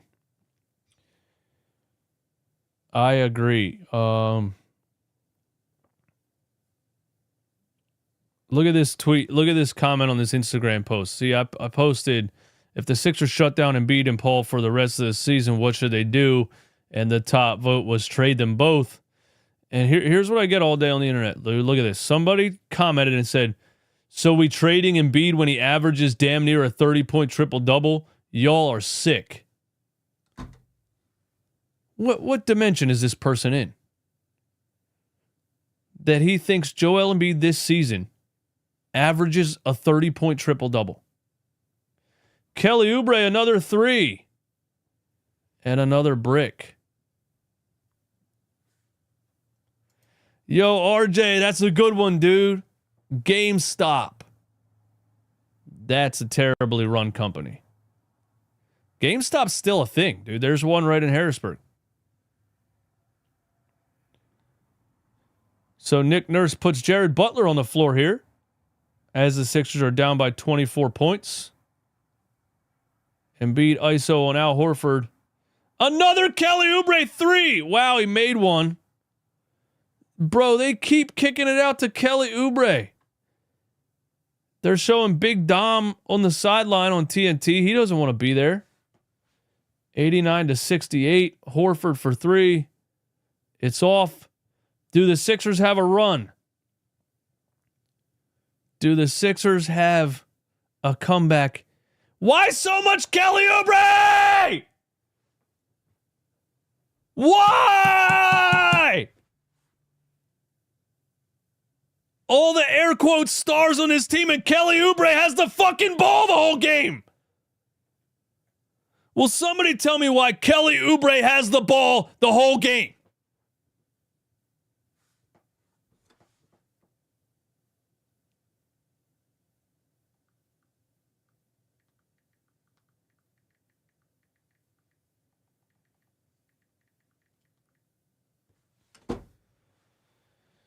He got called for an offensive foul, by the way, guys. Good God.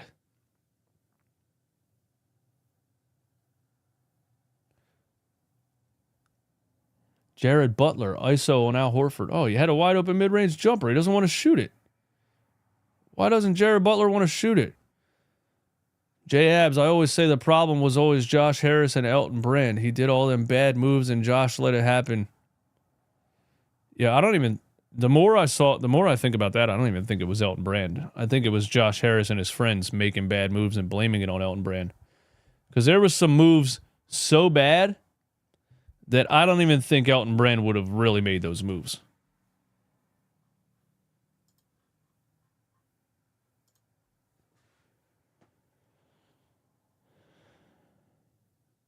$89-68. Jared Butler for 3. That is off. David Roddy is in the game.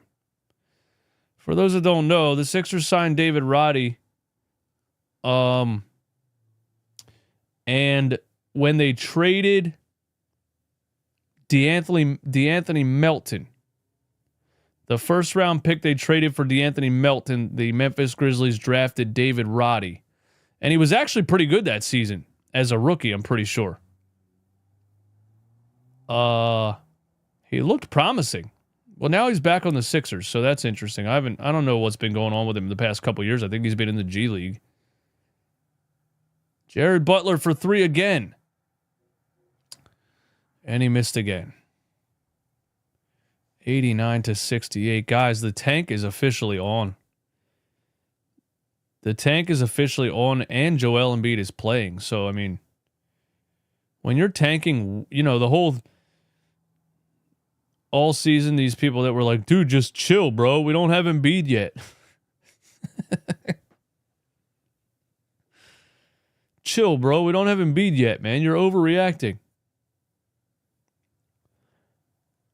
Embiid out to Jared Butler for 3 again. Oh, my God. Jared Butler said, you going to put me in the game? I'm shooting. Jared Butler has chucked 3 bricks in about 1 minute. Now he has a steal. He gets it up to Maxey. Maxey a 1-on-3. Kicks it out to David Roddy for 3. Oh, damn. David Roddy in the game. It's interesting. You know that Ricky Council now only gets like 1 minute in the first half and then gets benched the rest of the game. That's what's been going on the last 4 or 5 games. Nick Nurse just absolutely hates his guts for some reason. And he hates him so much that he's playing David Roddy over him right now. But honestly, when Ricky Council was playing minutes and Justin Edwards was playing high minutes and Adem Bona was playing high minutes, the 76ers won 5 out of 7. So maybe they actually said, you know what? You're too athletic. You're running too fast. You're competing. We're tanking. The world doesn't know it yet because we're actively tanking with Joel Embiid on the floor. But we're tanking so you don't get to play anymore. We're going to say Justin Edwards has some kind of injury. We're going to DNP a Adem Bona for the rest of the season. We're playing David Roddy, bro. That's what we're doing. Shizzo Flex. Don't do that. He had Boston up 3-2 with a closeout game at the crib, and he quit. In Game 7, Maxey had 27. Embiid, if Embiid has a late November game, they win.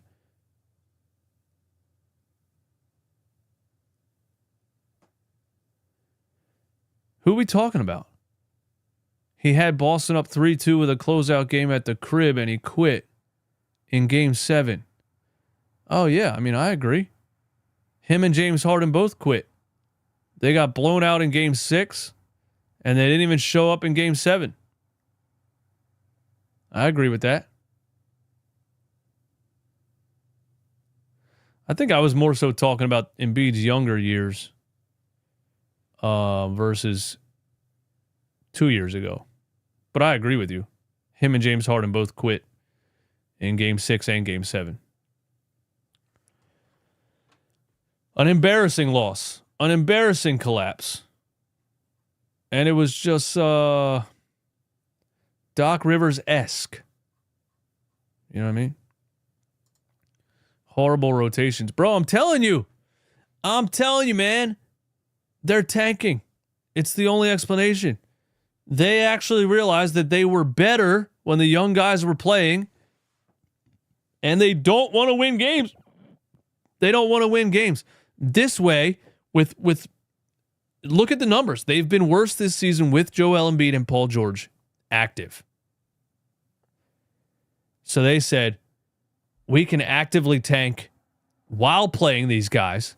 We can keep telling the fan base that we're trying to make the playoffs, but we know we're worse this way, so it's a win-win.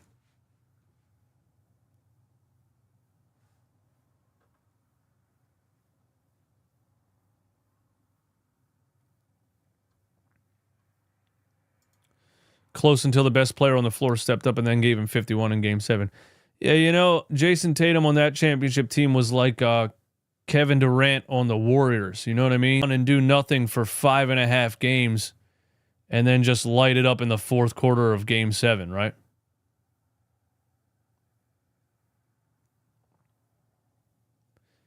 Ricky Council is in the game. Misses a floater. Jason Tatum hits it out of bounds. You know what's funny? The Boston Celtics are a plus 8.9 with Jason Tatum off the floor, and they are a plus 9.9 with him on the floor. They are exactly 1 point per 100 possessions better with Jason Tatum on the floor. That's how good the team is overall. I'm not saying I'm not really making that a negative thing on him. I'm just saying the team's great. He gets to coast until he wants to go off. You know. And that's a good thing. That's how you build a team. That's how you build a championship winning team. And that's why the Celtics are championship contenders every year. Because one guy doesn't have to put the whole team on his back, you know? Sixers can still win this.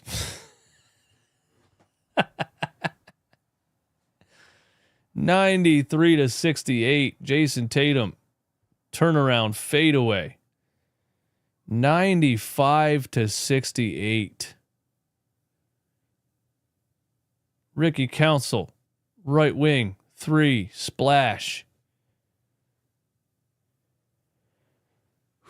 The Sixers are 4 for 29 from 3. Wow. Tatum, Horford, Peyton Pritchard, top of the key. Look at the defense from Ricky. And Pritchard gives him a bucket. Never mind. Plenty of time, guys. Peyton Pritchard has 19 points off the bench. 5 made 3-pointers. Quentin Grimes tried to get it out to Ricky. Ricky was rotating on the 3-point line and the ball rolled out of bounds.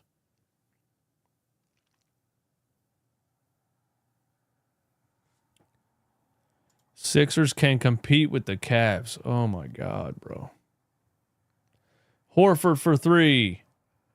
Celtics up 29. Ricky Council for 3. Hits it. And Chris Paul hits a 3 to cut the lead to 42.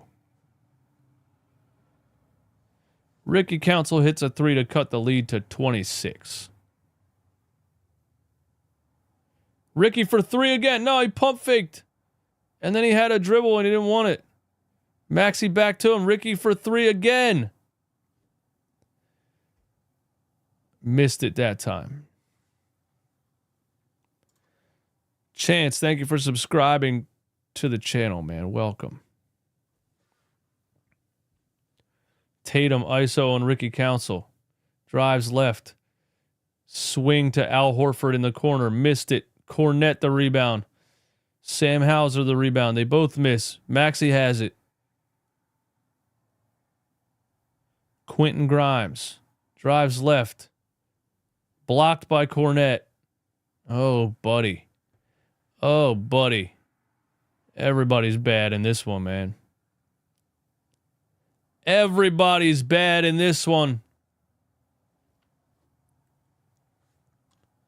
Getting beat down at home this bad, this is embarrassing. Did y'all expect? You see what I mean? Like, I accepted this a long time ago. Wait, are people still coming into Sixers games expecting something good?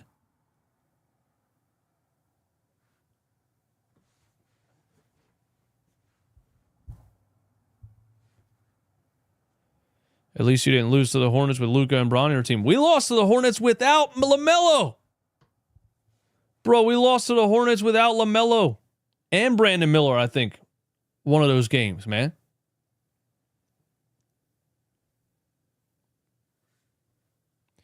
They shouldn't be getting blown out. Yes, they should. But what needs to happen now, man? You know? What needs to happen now? Because I'm confused.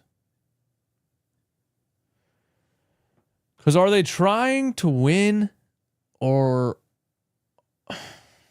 I feel like I've been saying this all season, man. I feel like I've been saying this all season. Are they just really this bad?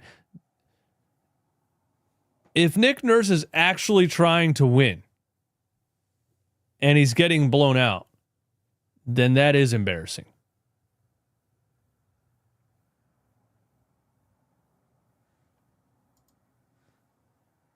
Shizzo Flex. Embiid is talented, but he don't got the intangibles to win. Losing doesn't keep him up at night. Maxey losing does something to him. He isn't okay with it.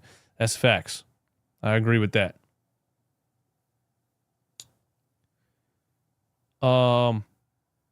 Yeah, I think Embiid used to be bothered by it, but I think he's gotten to a point where he doesn't care as much as he used to. I do think that. Paul George doesn't care at all. We know that already. He came here to get another paycheck so he can go hang out on the beach and go make podcasts. We know Podcast P doesn't care. Yeah, it would be nice if every player had the mentality of a Tyrese Maxey, but he's still young too, you know what I mean? Sometimes guys are in the league for 10 plus years. They get their second, third contract. They get injuries and rehab and injuries and rehab and injuries and rehab, and they lose the love for it, man. It happens. They say you should change careers every 10 years. You know that? They say you should change careers every 10 years. I don't know who they are, but they say you should change careers every 10 years. So when a player's been in the league for 10 plus years, is he going to still be motivated to win? Or is he just looking for another paycheck?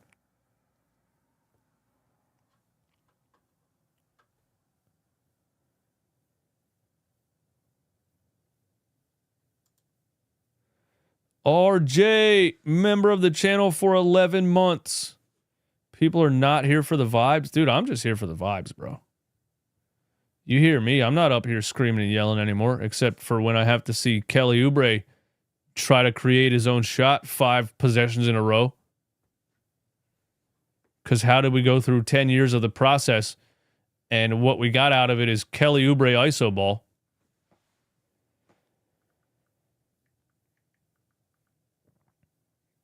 But I'm just here for the vibes, dude.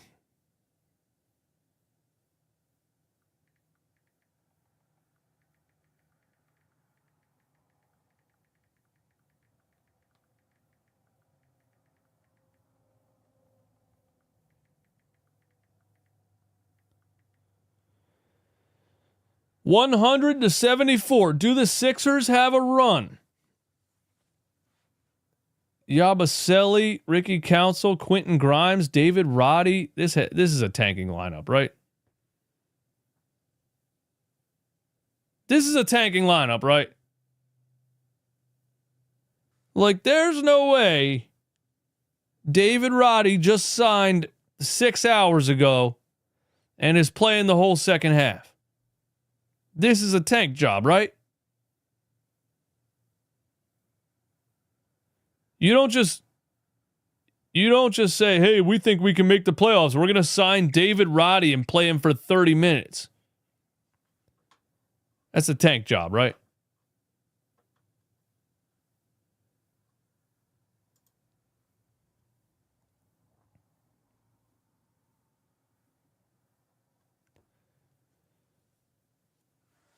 Porzingis, Jaylen Brown on Ricky Council. Jaylen Brown out to Porzingis, a 3 at the buzzer. Oh my God. Porzingis, the quick trigger 3 at the shot clock buzzer. Sixers are down 29, and Nick Nurse looks like he does not know what to do. But there's no way. You can't convince me, bro. You can't convince me this is not a tank job. Even Nick Nurse would not just randomly play David Roddy for the whole second half.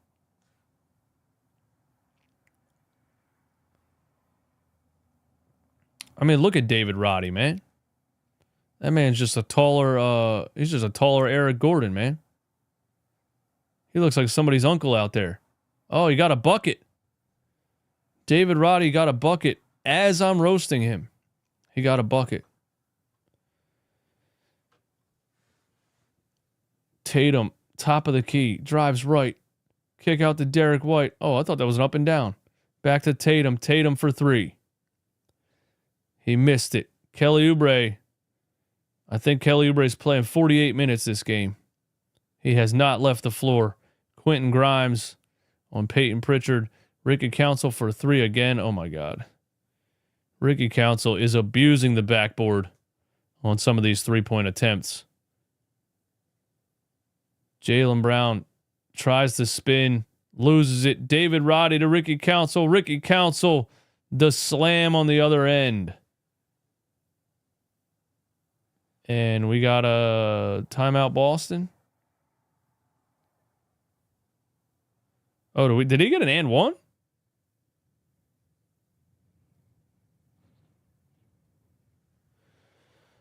Shizzo Flex, I knew he'd never win because he came in second in MVP and soaked in the first round and didn't take it personal and raised hell. I was cool from that moment forward. Okay. Shizzo knew that Joel Embiid would never win.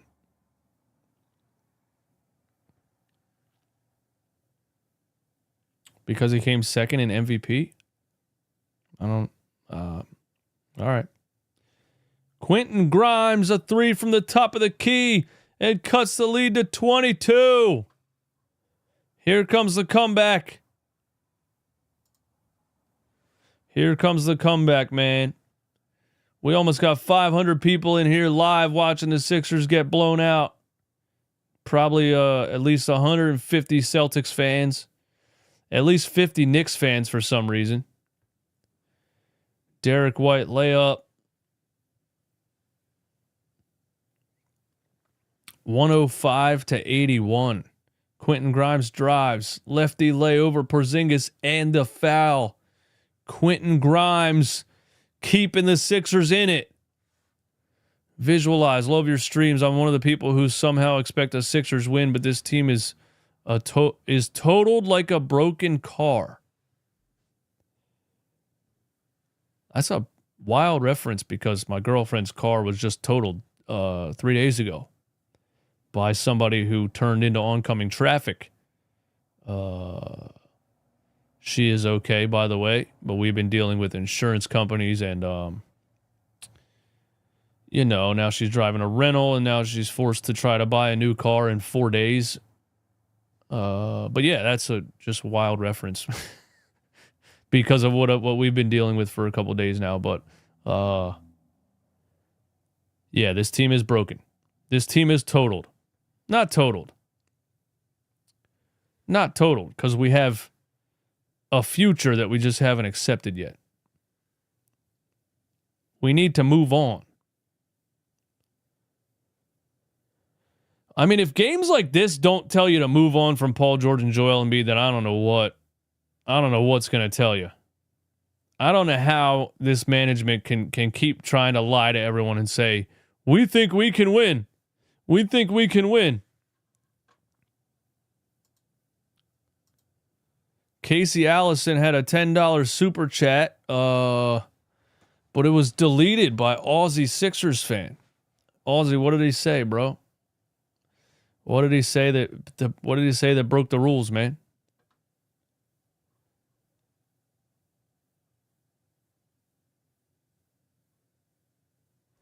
Casey, if you said some kind of crazy curse word or something, edit your comment and put it back in the chat, and I'll read it because you did super chat $10. Ricky Council for a three from the corner. Absolute brick fest. Sixers down 21.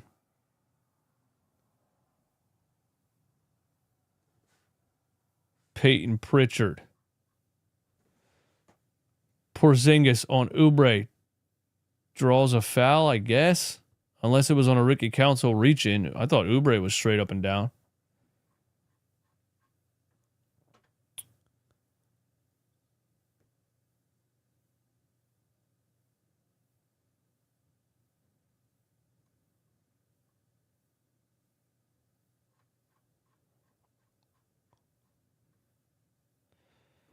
I'm looking for Casey Allison in the chat. I don't see him, man. Unless he dropped a $10 super chat and called me a honky or something. I don't know what happened. But I trust my sniper.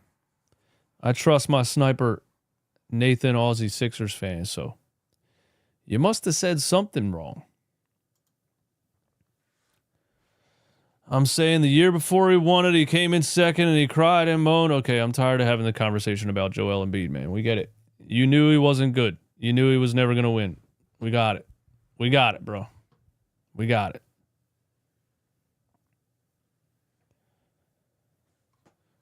$107-86. 7 minutes left.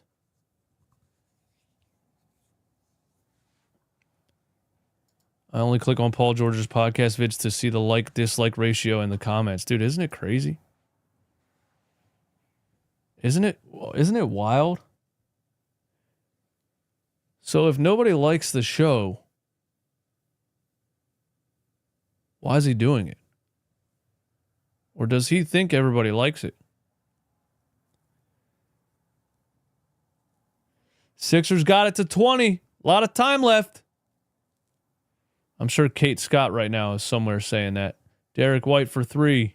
Splash.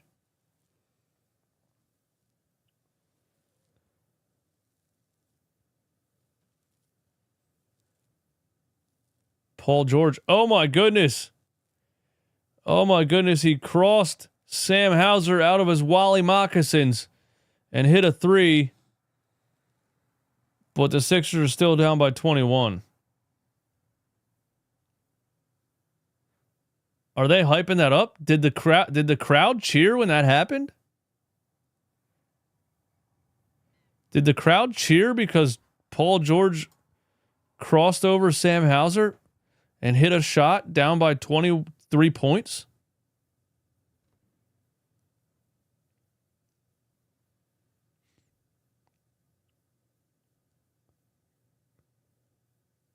Derek White for 3 again. Back of the rim. Rebound by who the hell's number 12, man? That looks like Lonnie Walker, but it's not him. Lonnie Walker's on the Sixers now. Derek White for 3 again. Oh my God, he's chucking. Who the hell's number 12? Crab? Oh, Torrey Craig. Torrey Craig. They trade for him at the deadline? Paul George.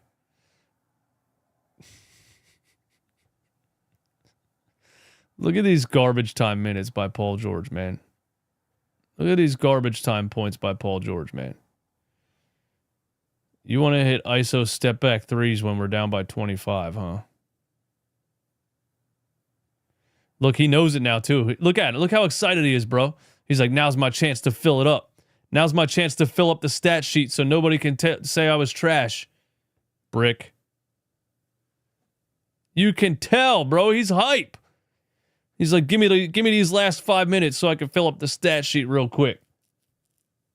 I need to break 20 points so everybody gets off my back. And Derek White gives him a bucket. Why the hell did Nick Nurse just call a timeout? Bro, the game is over, dude. What's wrong with this guy? This coach is so delusional, man.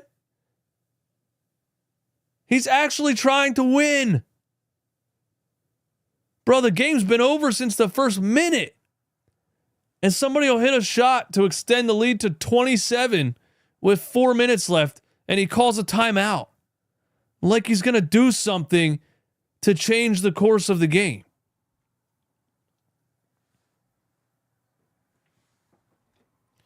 Yeah, Derek White absolutely just cooked our whole team in the fourth quarter. I mean,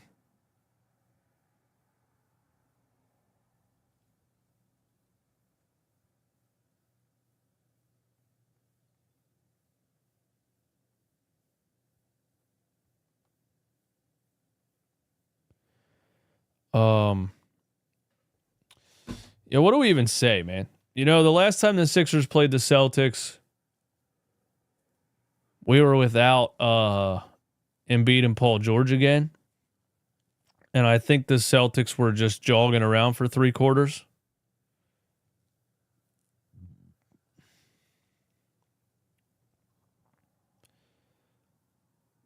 And then they turned, you know, they were down by 26 by messing around, and then they turned it on and still won the game. So I'm pretty sure they went into this one and they were like, listen, let's not mess around. Let's put them away early. Let's put them away from the beginning of this game, and that's exactly what they did. In the year 2025, Derek White over Paul George isn't even a hot take. It's an accurate take, bro. Everyone knows it, man. If you say right now Derek White is better than Paul George, it's a true statement. That is a true statement. And Derek White's on what? What is Derek White's contract? Wasn't the new Apple update supposed to have AI? Why are you making me go to websites? What is this, 1995? I got to go to websites to get my answer? Derek White is on a 4-year, $118 million contract. Paul George is on a 4-year, $212 million contract. Paul George is making $20 million more than Derek White. And Derek White is so much better than him on both ends of the floor.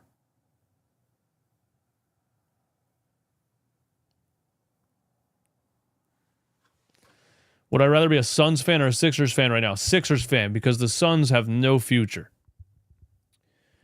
The Suns have no assets, no future, nothing to look forward to. The Suns are absolutely cooked. I don't even know how there's a single fan in the building.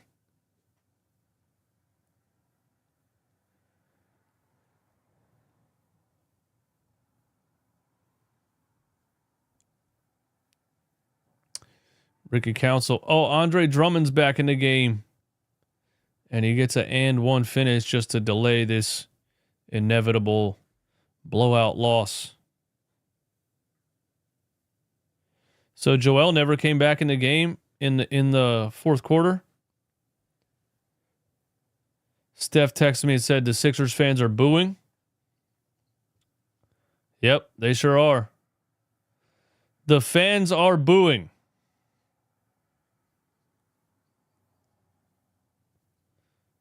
David Roddy got a bucket. The fans are booing on national TV. The Sixers get embarrassed, booed by their own fans. Sam Hauser for 3, air ball. David Roddy up to Andre Drummond for a layup. Sixers cut it to 20. Yeah. With the fans booing in the fourth quarter, I don't know how long they were booing. I just turned the volume on there for a second because somebody texted me and said they're booing this. They're booing their home team. David Roddy running a fast break. David Roddy. Oh, and he's rejected at the rim.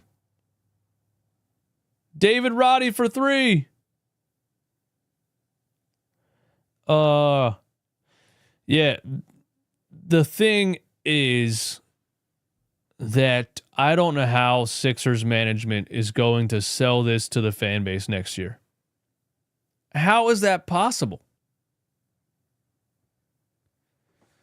How is it possible for this management group to sell this to the fans next year? What are they going to do this offseason that's going to make any season ticket holder renew their season tickets? I don't get it.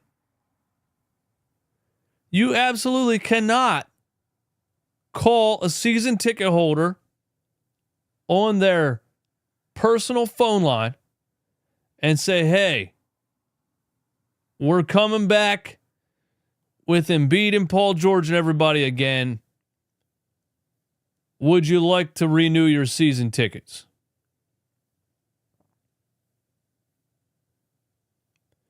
Especially because the season ticket holders this season lost a lot of money.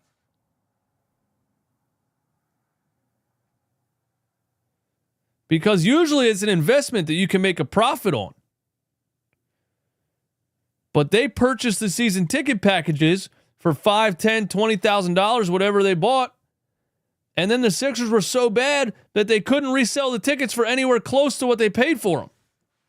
So now the season ticket holders are mad about the fact that they lost all that money on them. And you're going to try to come back with the same team, bro? There's going to be nobody in the building. This is a bad situation for Josh Harris.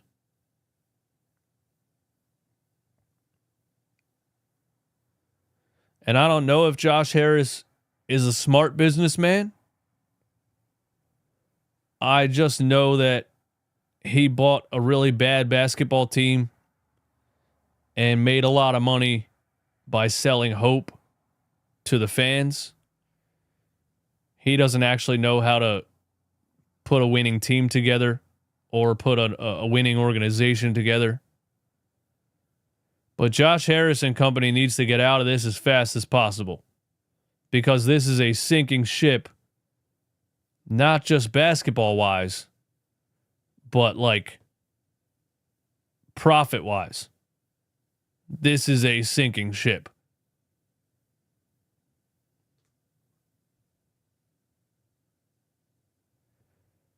If I was Josh Harris, I would sell this shit on eBay right now. I'd have this shit listed on eBay. Sixers, $2 billion. Buy now price. No auction.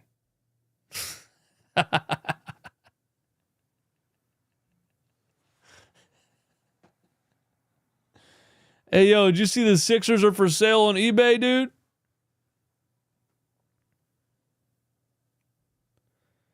I put this shit on Temu.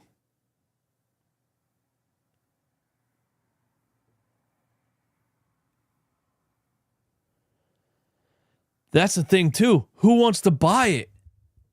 You know what I mean? Because these owners got everything out of it they could. They bought this team for $500 million. It was a terrible team for 10 straight years. They did the whole Joel Embiid, Ben Simmons process thing, jacked the prices up for 10 straight years by selling hope to the fans, and made over $1 billion in profit. Now you're like this. Actually, you're kind of like this, right? And the NBA as a product, ratings are dipping a little bit. Not really a buyer's market, if you know what I mean. It might trend downward for like 5 or 10 more years before it comes back up. If you're treating this team like real estate, this is not a good investment right now. Who's buying this?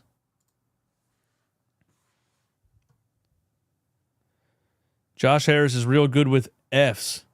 I'd give him an A with our 76ers business operations, but basketball operations wise, I'd give him an F straight up.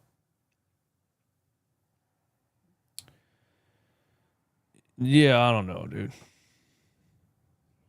I guess he gets an A for business operations, but he didn't really build longevity. He basically built a pyramid scheme, a get-rich-quick pyramid scheme, and now he has to get out before it collapses on itself. You know what I'm saying? He didn't really build a good business.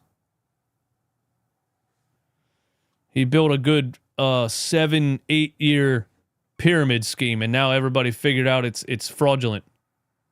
Everybody figured out they lost their money. Ponzi scheme, you know? It's the 76ers are the NBA equivalent of a meme coin.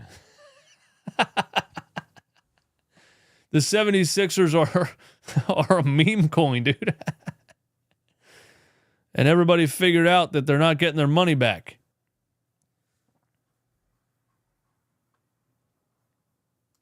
He called another timeout. Man, I stopped watching. I'm not going to lie to you.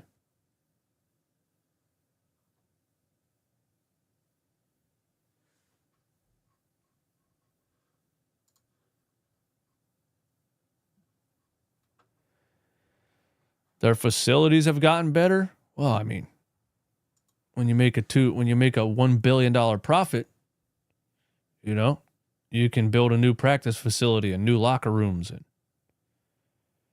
plus that's a business expense and a tax write-off.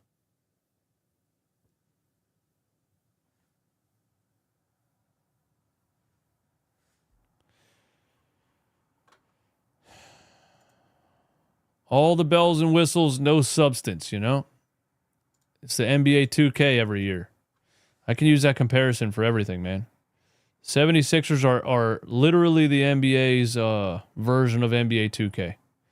Every year they add some bullshit to sell you the cover of the game. And then you play it for 3 weeks and you're like, yo, this shit's the same thing, dude. This shit sucks. Eventually you stop buying 2K, right? I haven't bought a 2K since 2022. There it is. Game over, 124 to 104. Sixers lose by 20, but really they lost by about 2,000.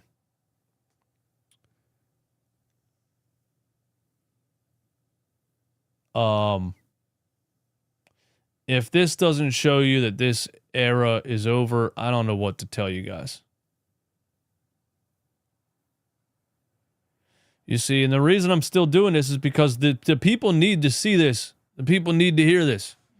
You see what I mean? The easy way out is to stop watching. And I understand people that stopped watching a while ago. I don't blame them at all. I wouldn't tell them to watch this. But they still tune in to me to hear my thoughts on it. And what I'm about to say after this game, the people need to hear.